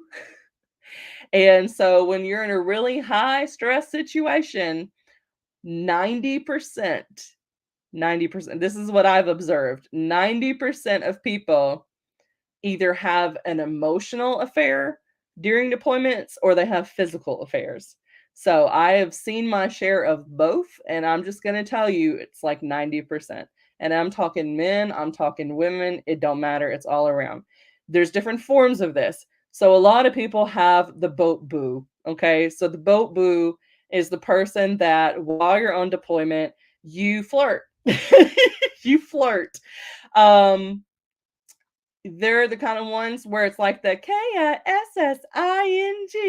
like the little kid thing that everyone does, like you have a flirt buddy, basically. But you don't ever do anything about it. You don't kiss each other, you don't go on dates, you don't sneak around. You're never going to do anything other than flirt. You don't even tell each other that you like each other. It's just flirting, all right? So you have your boat boo, okay? I would say it was probably I would probably say more like 99% of people have that form of a boat boo. But it's not like a serious thing. Then you have people that have the emotional affairs. So it is more of a like you're actually saying I love you to the other person. You're having these deep um conversations and all this other kind of stuff because your person at home can never understand your current situation, but that person can. So it's kind of the same thing where people fall in love with their therapist. It's that same sort of condition, but you're having it with another person that's serving in the military with you. Sometimes these can be people that are on the ship with you, or they can be people on other ships that you're communicating with because you're operating in the same area. And then the third form is the cheating. So I mean, it's all forms of cheating. Don't get me wrong, but I'm just saying, unless you're in the situation, you really don't know what it's like. So try not to judge too harshly. But the third one is the physical cheating. So you're having the emotional and you're having sexual relationships.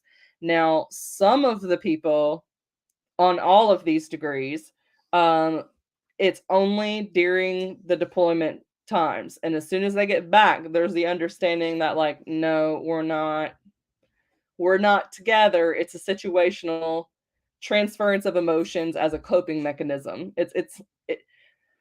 This is also a symptom of PTSD that people don't talk about. It has to do with infidelity, and that's why it's a coping mechanism. And then so some of them it's a deployment thing where they'll have these relationships, but they end the second they're back. Same thing with the boat boo, with the flirtation. The flirtation one, it's like you're not doing any of this flirting when you're on shore. So a lot of people fall into that category. Most people fall into that category. The emotional ones, sometimes they go further than that. Sometimes they don't. Sometimes it's situational and you wouldn't have a second thought about the person when you're inshore. The physical ones, I've seen it go both ways. I've seen it be like, hey, I just need some stuff and I can't get it for the next 9 months. So we're just going to be physical. And sometimes their people at home actually give them permission to do this. So there are like conditional open relationships on ships. These are not allowed, by the way. you can get kicked off of the ship if you're in one of these relationships. And some of the people, they wind up in like serious relationships. Like they would get married to each other if it wasn't for the fact that they'd get kicked off the boat if they were exposed for being in a relationship, because it's not allowed. It's not allowed. I knew two people that got kicked off the boat for getting pregnant. I knew one person that married her boat boo and then had a child, but they didn't get married until he got off of that particular ship. So you can marry people in the military, but you can't, you can't, whatever. Yes, a lot of people marry right away, and some of it again is it's like a PTSD thing. You are so stressed out that you are latching on to whatever you can to cope, and sometimes that's a relationship. So people will get married right away. I got married for the right reasons. So I was fine. I did have someone on my ship. So I got two people got kicked off for being preggo.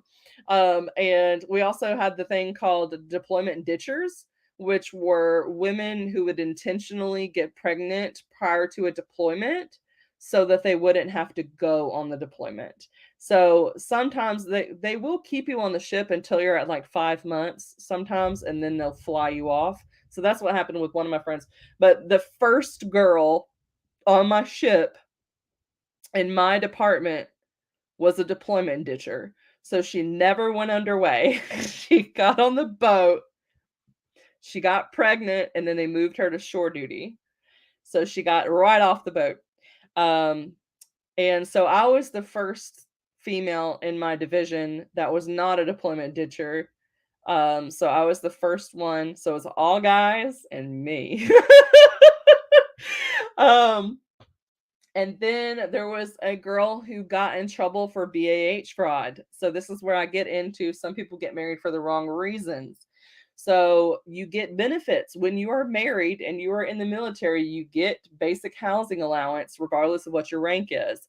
So if you're a seaman, you're gonna get like $1,000 or more. It has to do with cost of living per month to help you support your family and put a roof over their head. And so this girl married a guy. They were like 19. She married a guy in California. Well, California's cost of living is extremely expensive. So then she's going on deployment. We didn't have cake deployments. Cake deployments are like what you call the med cruises, which is where you stay in the Mediterranean Sea, and all you're doing is getting off port to port, going around their countries, wearing your uniform, showing off. It's just like a howdy do greeting tour. We are the military, we protect our nation, type thing. Those are cake tours. Those are like the 6-month deployments, and they are absolute fun. And that is what recruiters tell you all of them are. I never had a cake tour. We were supposed to have one. It didn't happen. No.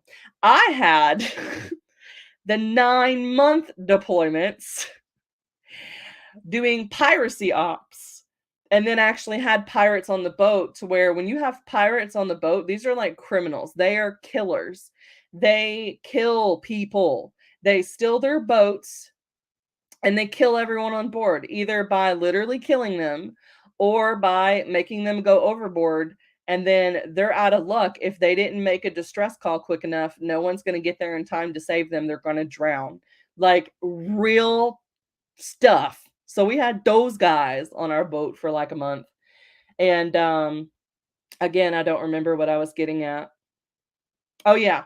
So we did a lot of that, and you don't get to go into a port when you have terrorists basically on your ship. They're not going to let you into another country. So there was a time where that was going on. We didn't get to go to port. So we missed out on it.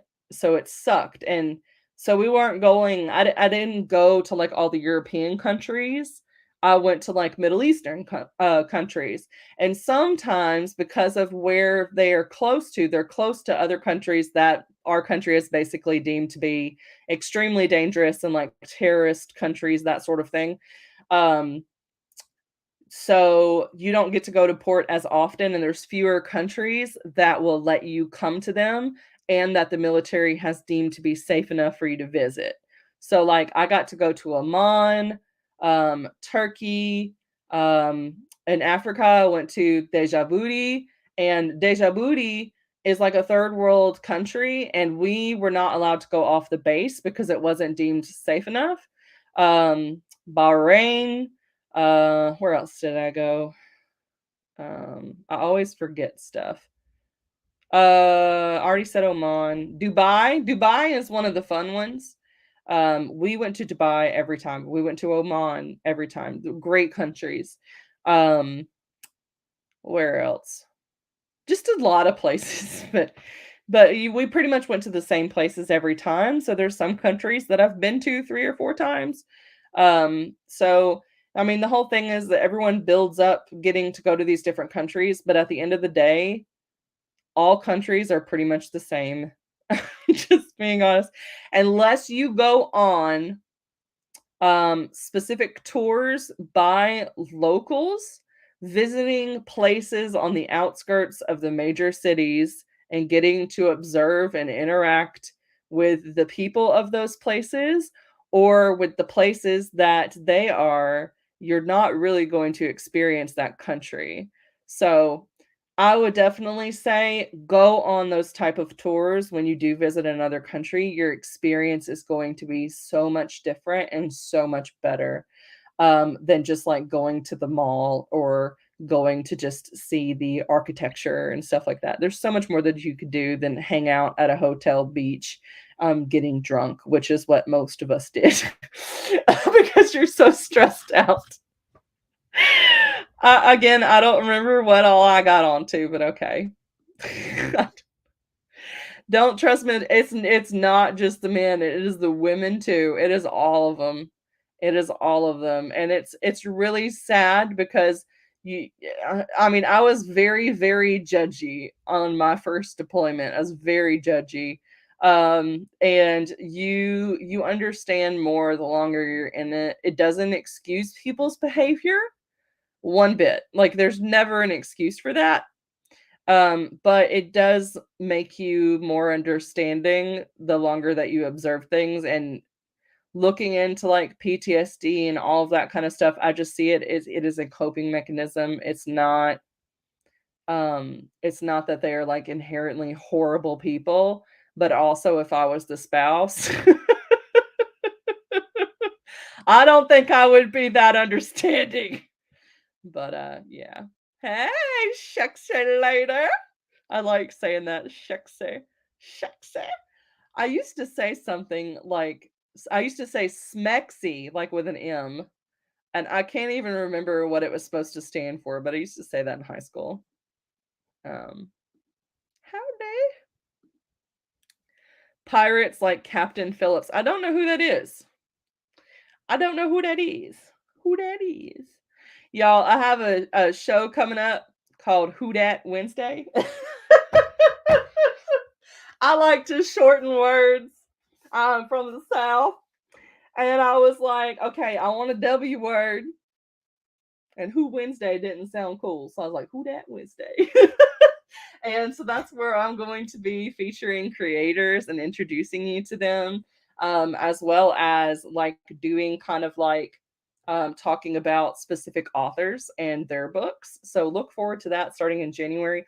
Courtney is going to be episode 1 of the Who Dat Wednesday. So I hope you're excited to learn more. You said it right. Yeah. Sexy lady. Oh my gosh, is that where it comes from? The Gundam style, which I always want to say condom style. That was like the most popular song when I graduated high school in 2008. That and Soldier Boy were like the 2 most popular that everyone did. But anyway, let's continue on with the video. Let's see what else I said. So we're not throwing all that money. If you're not married, it's nothing. Okay. Do you remember when you decided that the legal military was hard to do, or just like your time to leave, or? The 3rd year was whenever I knew I had to make a decision. And at that time, the whole issues from the second year were kind of resolved. But I realized that the friends that I had made had been in as long as me or longer, so they were slowly leaving the ship. So that family that I had made was slowly being pulled apart. And I knew eventually it just wouldn't be the same.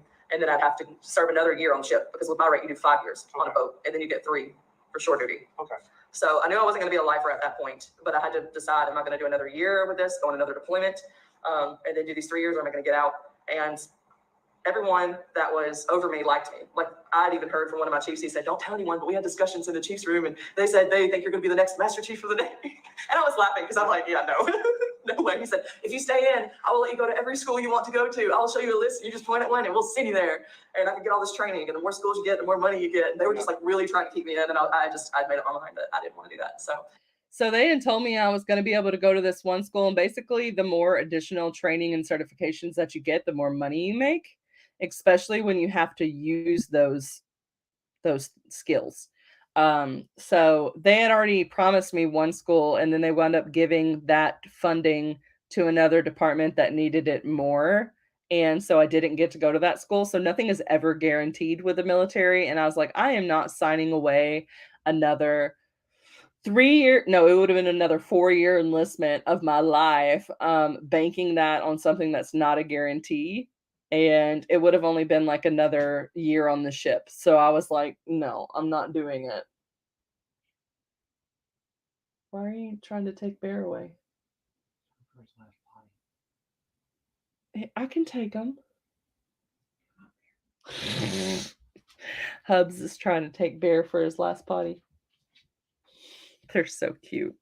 But anyway, I forgot what I was getting at again. Y'all, this is how my train of thought goes. It's just literally, I will walk to I will pick up my phone because I've thought of something, and I'll be like looking through the apps to find whatever app I wanted to go on, and then I'll forget what app I'm looking for. Like, that's how bad my memory is.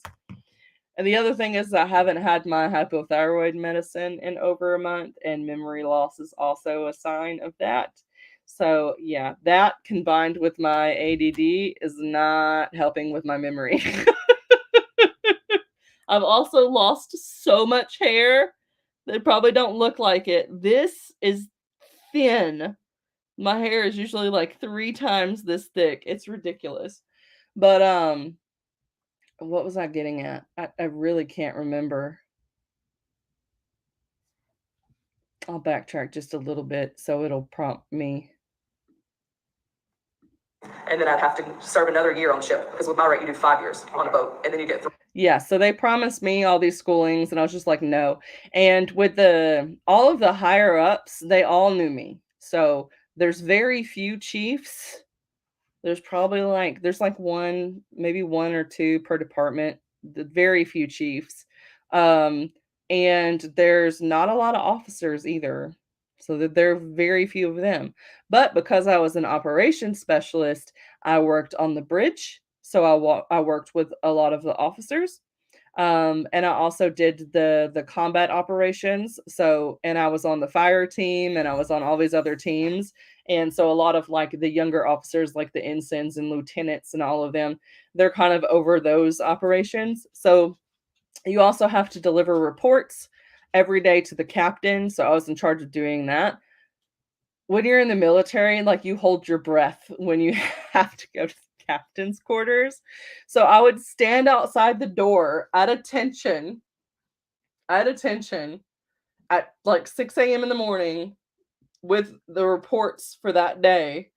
And we weren't allowed to knock. You just had to stand there until the captain opened the door to get the reports. It was like you were going to see the president of the United States. Okay.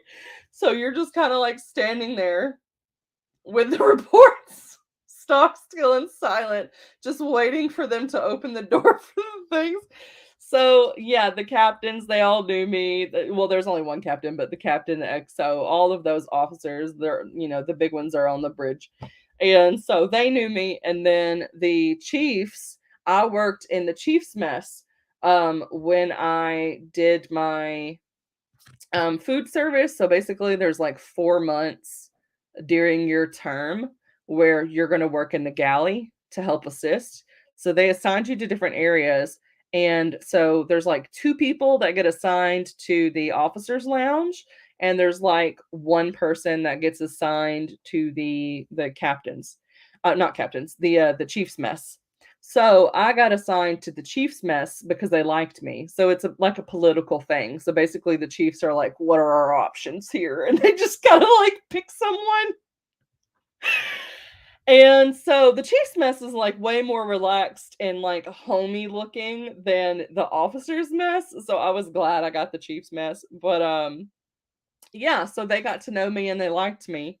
So they did. They would talk. And so my chief, he wound up becoming an officer. He switched over to become an officer. There's like a couple of little ranks where you can do that. It's like a chief warrant officer. And so he had switched that, and he was like, yeah, we've all been talking, and there's like 3 of us that are just like, you need to stay in because, it takes a certain mentality for people to last in this kind of work and to like reach certain level. And we think if you stay in, like you'll be one of us. Because I had the right amount of respect, and I also had enough humor to not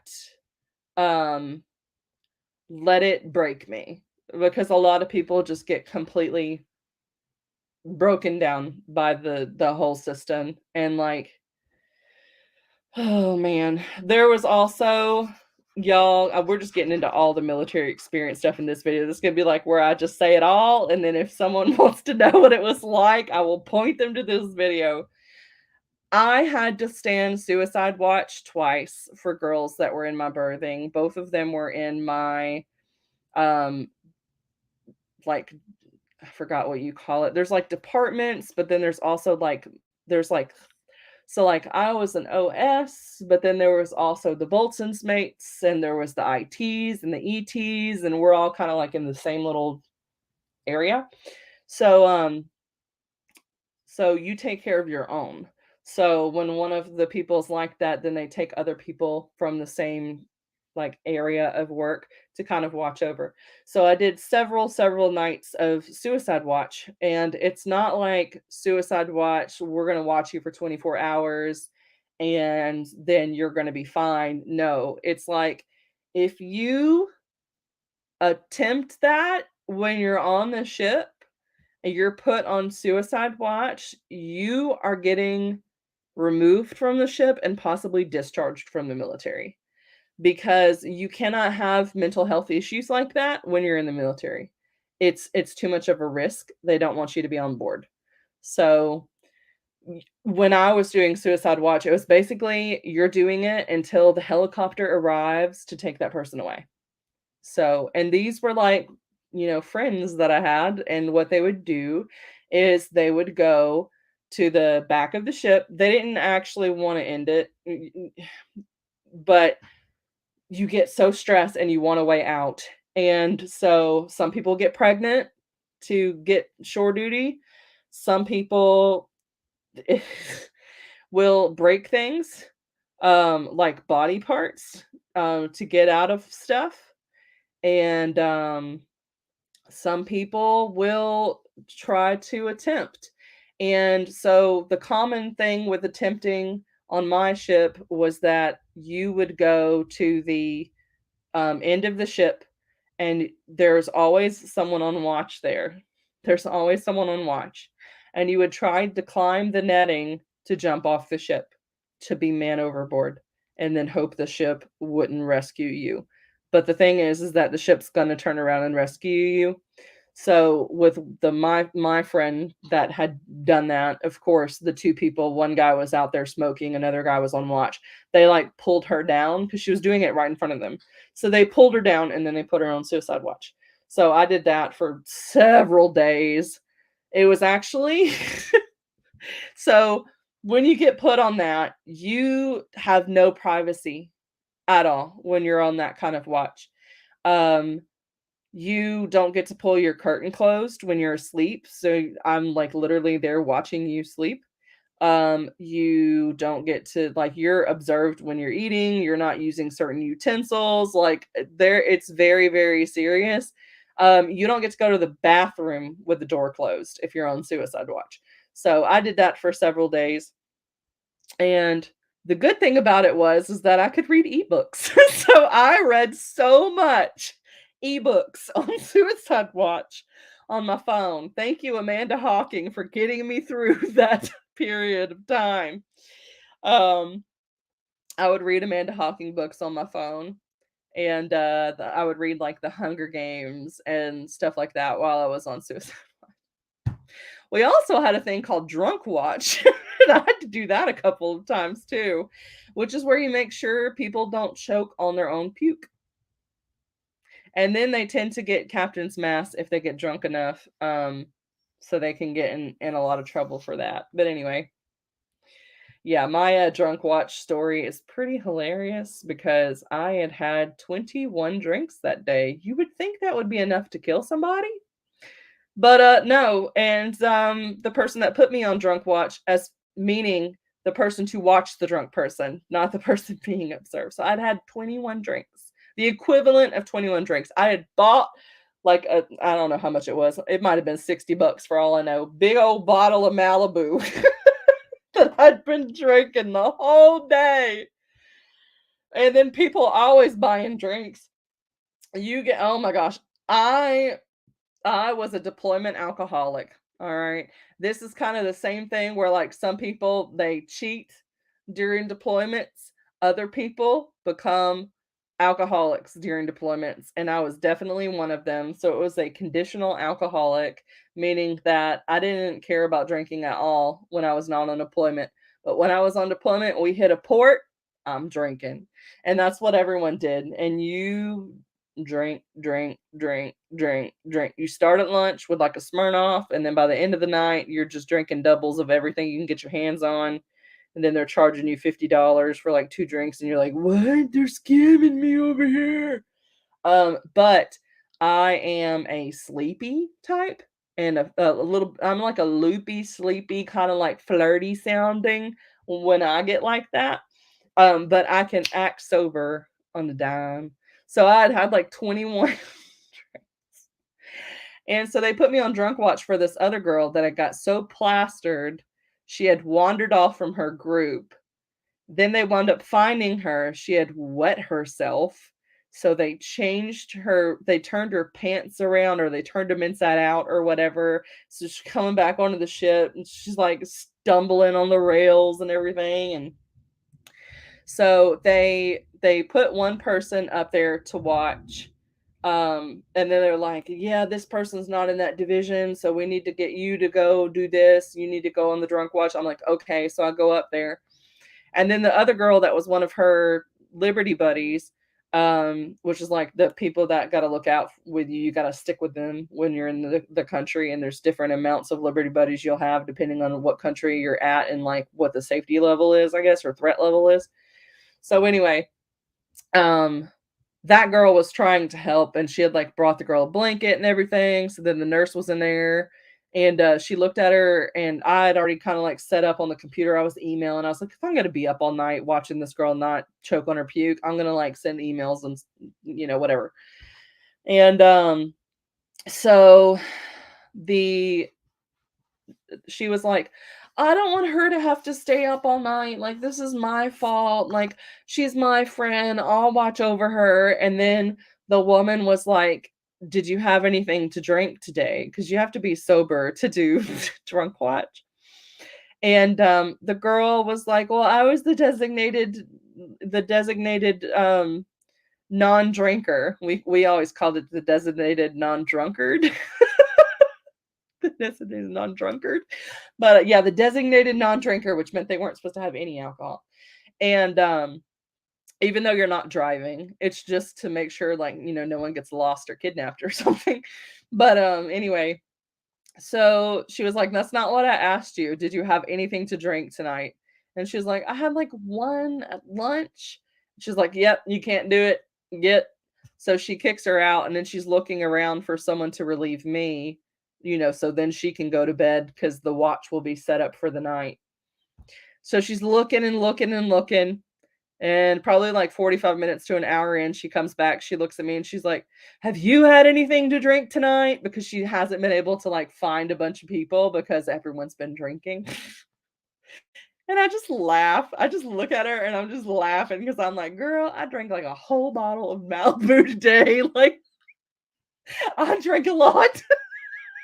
And I just look at her and I just literally just start laughing my head off. And she's like, go to bed, go to bed. And I was like, okay. So that's my drunk watch story. But anyway, let's see if we got comments and then we'll continue on with this video. But y'all getting all the tea right here. Not with that ship life. Never heard drunk watch. Oh yeah. It's literally you make sure they're laying on their side, because if they're laying on their back, they can puke and then they can choke on their puke. So you got to make sure they're laying on the side. Gotta go, lady. It's late. Well, I appreciate you coming here and hanging out with me. I never expected this to be like 2 hours. We're almost done, maybe. Good getting to know your experiences. Yeah, I want to know more about yours. But all right, let's see what else we got here. 3 for shore duty. Okay.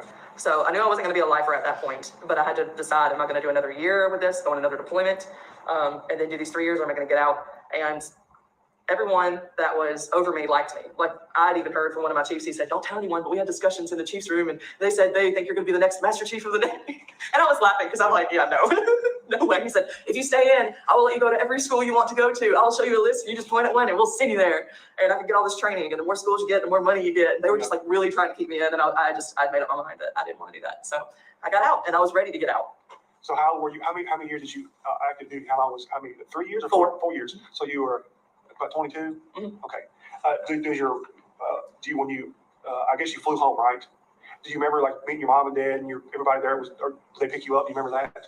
Well, actually, I was living in Florida, Okay. so I think my husband, no, we had movers come, and they had brought like an 18-wheeler, and they Okay. pack your house in this 18-wheeler, and then you go. And we moved in with his parents so we could save money until we could get like a house or something like that was in the area. Okay. And I actually got to go a month early because, I was getting paid, but I had like 30 days saved Okay. of leave time. So I just got to take that leave. So that's what I used to move and get situated. Because they say you'll get to go home 30 days during the year, but they never actually let you go home 30 days during the year. You get 10 days. So basically you get to pick either to go home for not Thanksgiving. You can either go home if you're in port. Usually they'll let half of the ship go home for Christmas, and then the other half of the ship will go home for New Year's. So you get 10 days of leave. So me, I was married and my parents were living 5 hours away from his parents. So we split the leave days 5 and 5 for each family. And then if we wanted to go do something, like we went to Little St. Simon's Island for 3 days one time. That was like $600 a night. But after a long deployment, it was worth it. And that was the cheapest. The cheapest way for Little St. Simon's was the $6 a night. It was very expensive, but it was worth it. If only I was rich and bougie. But yeah, so you had to split your times. You weren't just getting to go home whenever you wanted to. And then the other time was before deployment. So before a deployment, you would get 10 days. 10 days before.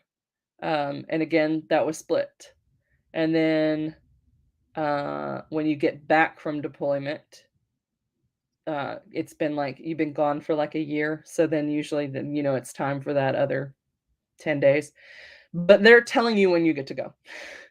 So you can request time off other times during the year, but it's not guaranteed that you're going to get it. And generally, what most people use those days for is going to funerals. So like I went to my aunt's funeral when I was on leave. So I got to go home for that. And when I had a relative, and I'm not going to say who because I'm not getting into relatives' business like on here, but I had a relative who had went into the mental hospital, and this had been like the third attempt on their life that got them into the mental hospital for like the second time. they had no one there with them because they were living out of state. And so I went there and then had to coordinate with their spouse to get them off of a ship because they were on deployment. So I had to talk to their like liaison to get him off of his ship in the middle of deployment to come home and take care of her because she was in the mental hospital. And so yeah, she was there for like 2 weeks. And so I went up there and used like a week of my leave, and then his in-laws were able to take over for me, and then he got there.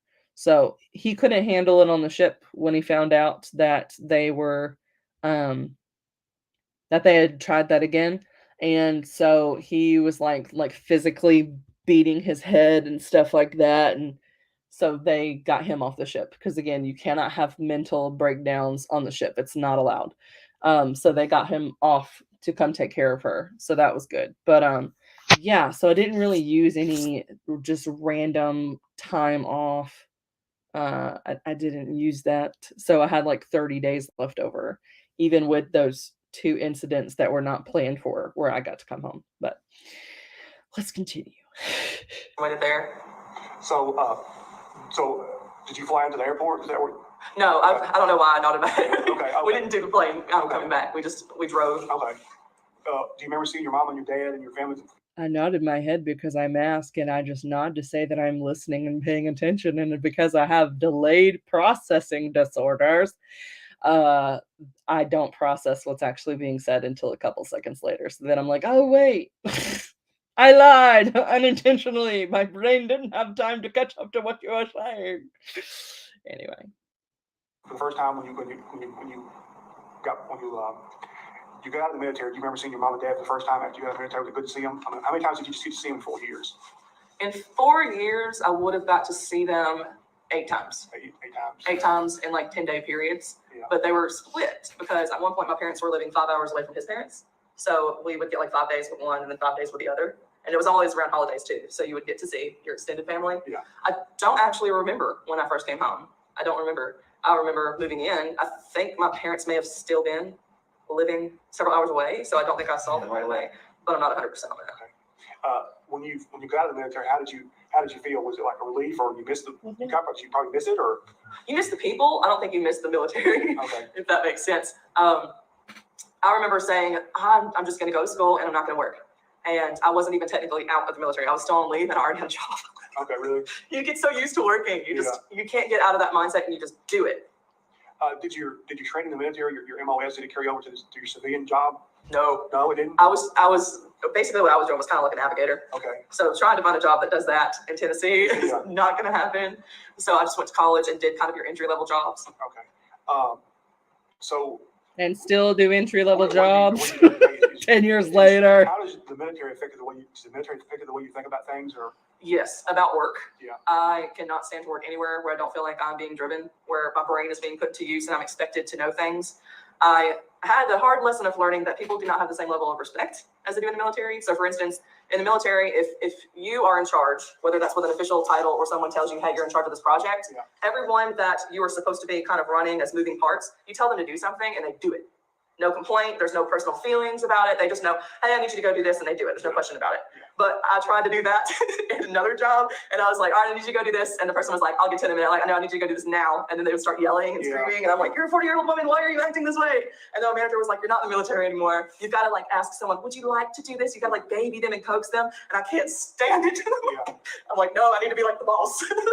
But I think to the guys I've talked to, and I've been around the military all my life, is I think what it is when you ask somebody to do something, it's not you being the boss. It's if you don't do something, then there's a consequence for that. Yes. And if in maybe in the civilian world, if you don't do something, well, there's probably this is illegal, and then you have to answer for it.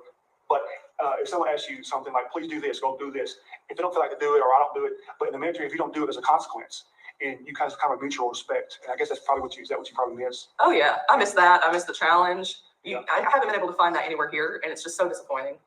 I'm just like, I'm not happy anytime I go to work somewhere. I'll be happy for the first like 3 months. Yeah. And once I feel like I've hit the top, I've learned everything that I can learn at that job. I've become the best that I can be at the job, and I'm not getting promoted or moved up because that's just not how it works. With entry level jobs, they don't just move you just because you can do it. I'm just like, I'm ready to get out. Yeah, usually the speed where you can't test your way up and make rank.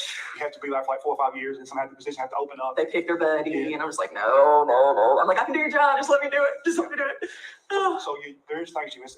You do. I guess you said you didn't miss the military, but That's the hard part. You see how things should operate and how it would be the most efficient way to do something, but regular civilians don't do that. They stick with the way things have always been done that are not efficient, and they do it that way. And it's very hard when you know that you have a more efficient way to do it to just shut up and do it the way that's harder work.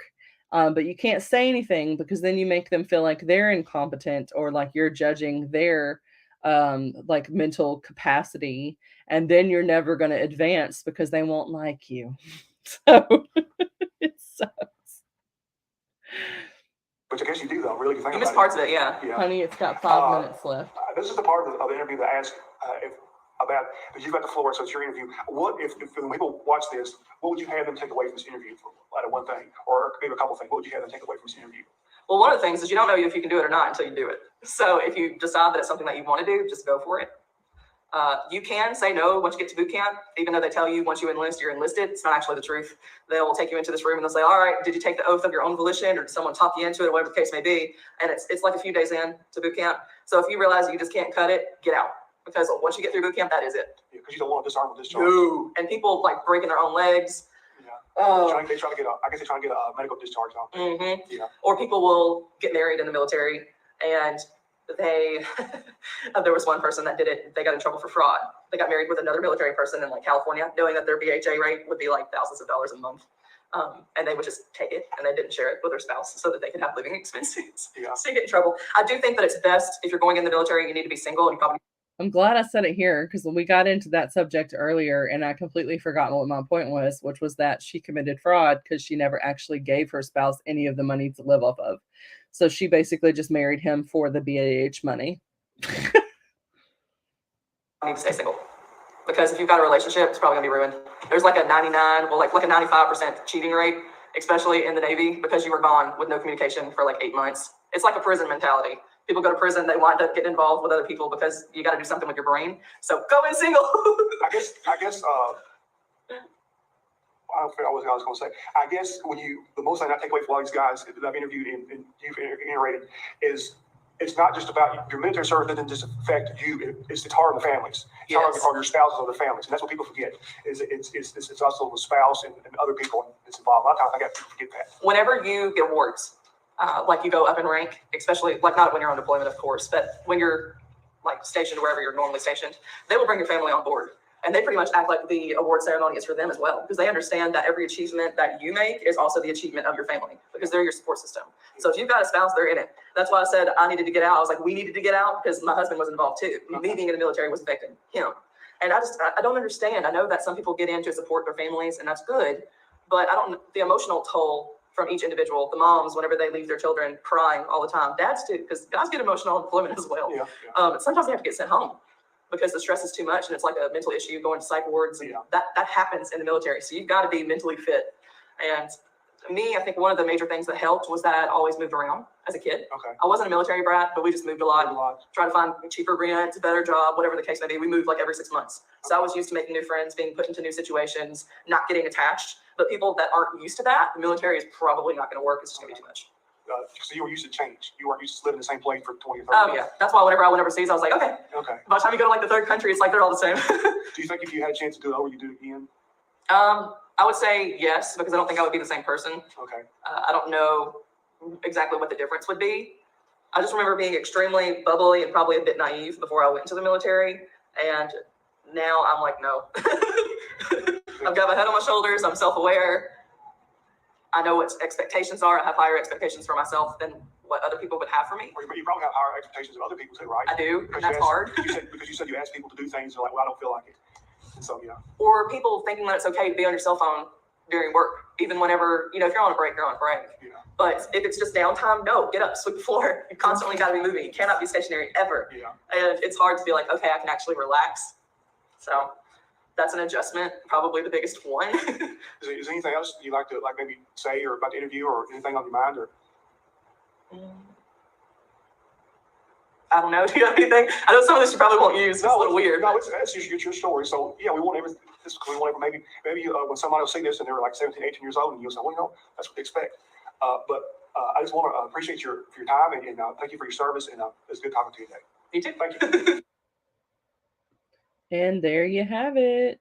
16 views in 5 years. That ain't that many views. But it's okay. All right. So that was my military experience. Scammers, yes. Yes, there are some scammers. There are some scammers. Do y'all have any questions for me? My husband was coming in here because we washed the bed sheets and he's ready to go to bed. He's going to work tomorrow and get up at 4:30 a.m. in the morning. And it takes 2 people to put bed sheets on. So so he needs my help. So if y'all are good, I'm good. But yeah, if y'all have any questions, just go ahead and put them in the comments. If you're seeing this after the video's already come out, then the comment section, of course, will be open at that point. So you can leave your comments. If it's something I can address really quickly, I will probably just respond. If it's something that takes a little bit more time to go into, then I might do a short video, or I might even include it in like a Q&A. So I've now officially got to 100 subscribers. I got there and then I lost some people. And then like the next day I got people back. So I feel like now that we're 4 people over the mark, maybe it'll stabilize. So if y'all want me to do a 100 subscriber Q&A, maybe I can set that up. So if y'all have any questions whatsoever, I think you can tell by this video, I'm pretty open and honest, even if when I'm uncomfortable doing so. I'm not uncomfortable with saying the things. I'm uncomfortable with possible responses to what I say. Because again, high rejection sensitivity. But yeah, y'all let me know if you have any questions. And if I do that Q&A session, then I'll answer them in that video. That makes sense. So let's just plan on that. But I'm gonna go. I need to go set up the bed, and I didn't eat dinner yet, even though it's 10:46. So I should probably go eat after I get the bed set up. And I would like to get some reading in tonight. But yeah, thanks so much for stopping by, Courtney and Sexy Lady. I should probably figure out what your name is, but but yeah, I will see y'all later. I really appreciate y'all always showing up and being super supportive and being my friends, because all my friends are on the internet, so y'all are my real friends because y'all are my friends. So but yeah, I will see y'all all in the next video. I do have a video a day coming out for the month of December. Most of them have already been recorded, edited, and uploaded. So like it's happening. I have like 2 tags to do that are Christmas themed tags. So I'm looking forward to doing that, but almost everything else is already done. Kiana, ooh, that is pretty. I like that. I might have to write that down. When I see pretty names, I write them down because I'm a writer. So I'm like, if I would if I really like a name, I'm gonna have to type that sucker like 1,000 times in a book. And so I write them down when I like the names.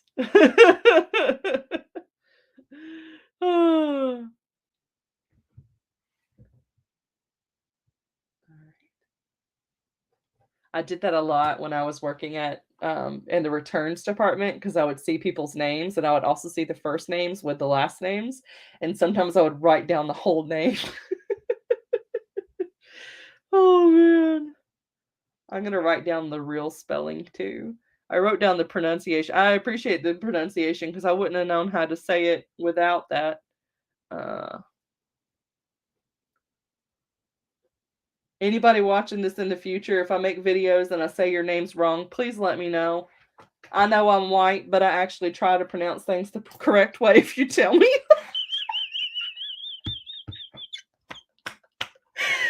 Y'all, I've had so many friends. I see it. I feel for people with names that aren't like John and Sarah, because I've seen it. It just sucks because okay, so like I'll go into place, someone will introduce yourself and you see that like pause on their face whenever you ask their name, and then they will turn it into like a different name that they feel like is going to be easier for you to pronounce. And I just have to look at the poor person and be like, hey, I know you have suffered this from so many people that look like me, but please don't let me be one of them. Give me a chance to try to say your name properly, and I'll try to get the inflection and all that kind of stuff right. So, yeah. Yeah, I want to do that. I don't think people should have to change the way that they say their name in order to cater to someone who's just frankly being lazy. So, but when it comes to reading author names on books, I'm not looking up anybody's pronunciation. I'm gonna butcher everybody's name. I'm just gonna say it. Oh man. But yeah, I appreciate y'all. Oh, I was even like that with my last name because I married into it. So I hadn't heard Dowell, and so it looks like do well. And so people mispronounce my last name all the time, and it's like Duel. I get that a lot. Duel. Um so I don't like it when people say it wrong. So I'm sure other people don't like it when people say their names wrong, which I don't really care with the last name because, like, again, I wasn't born into it. So I'm just like, I had trouble with it too. It took me like 6 months before I was comfortable with the pronunciation. Because I would always want to say it like I don't remember how I would want to say it, but I always just felt like I was saying it wrong somehow. And then when I spell it, I'm just like, do well at school, people. Do well at school. All right, I'm gonna go. Oh man. I'm glad you think it's funny. I'm just like, man, I said that to one girl at work because I could tell that she did it, and she gave me a different name, and I can't remember. It's been a little while now, but she gave me the name, and I could tell she was just like completely changing it. And then I was like, if your name is something else and you prefer to be called by your actual name, just let me know what it is. I might butcher it the first few times, but I promise I will try. And so she just laughed because she was like, that's exactly what I was doing, because normally people just wind up shortening it. So if they're going to shorten it because they're lazy, I want to give them the shortened version that I prefer. So I was like, no. I was in the Navy, so you are on a ship. Not everyone was even born in the US.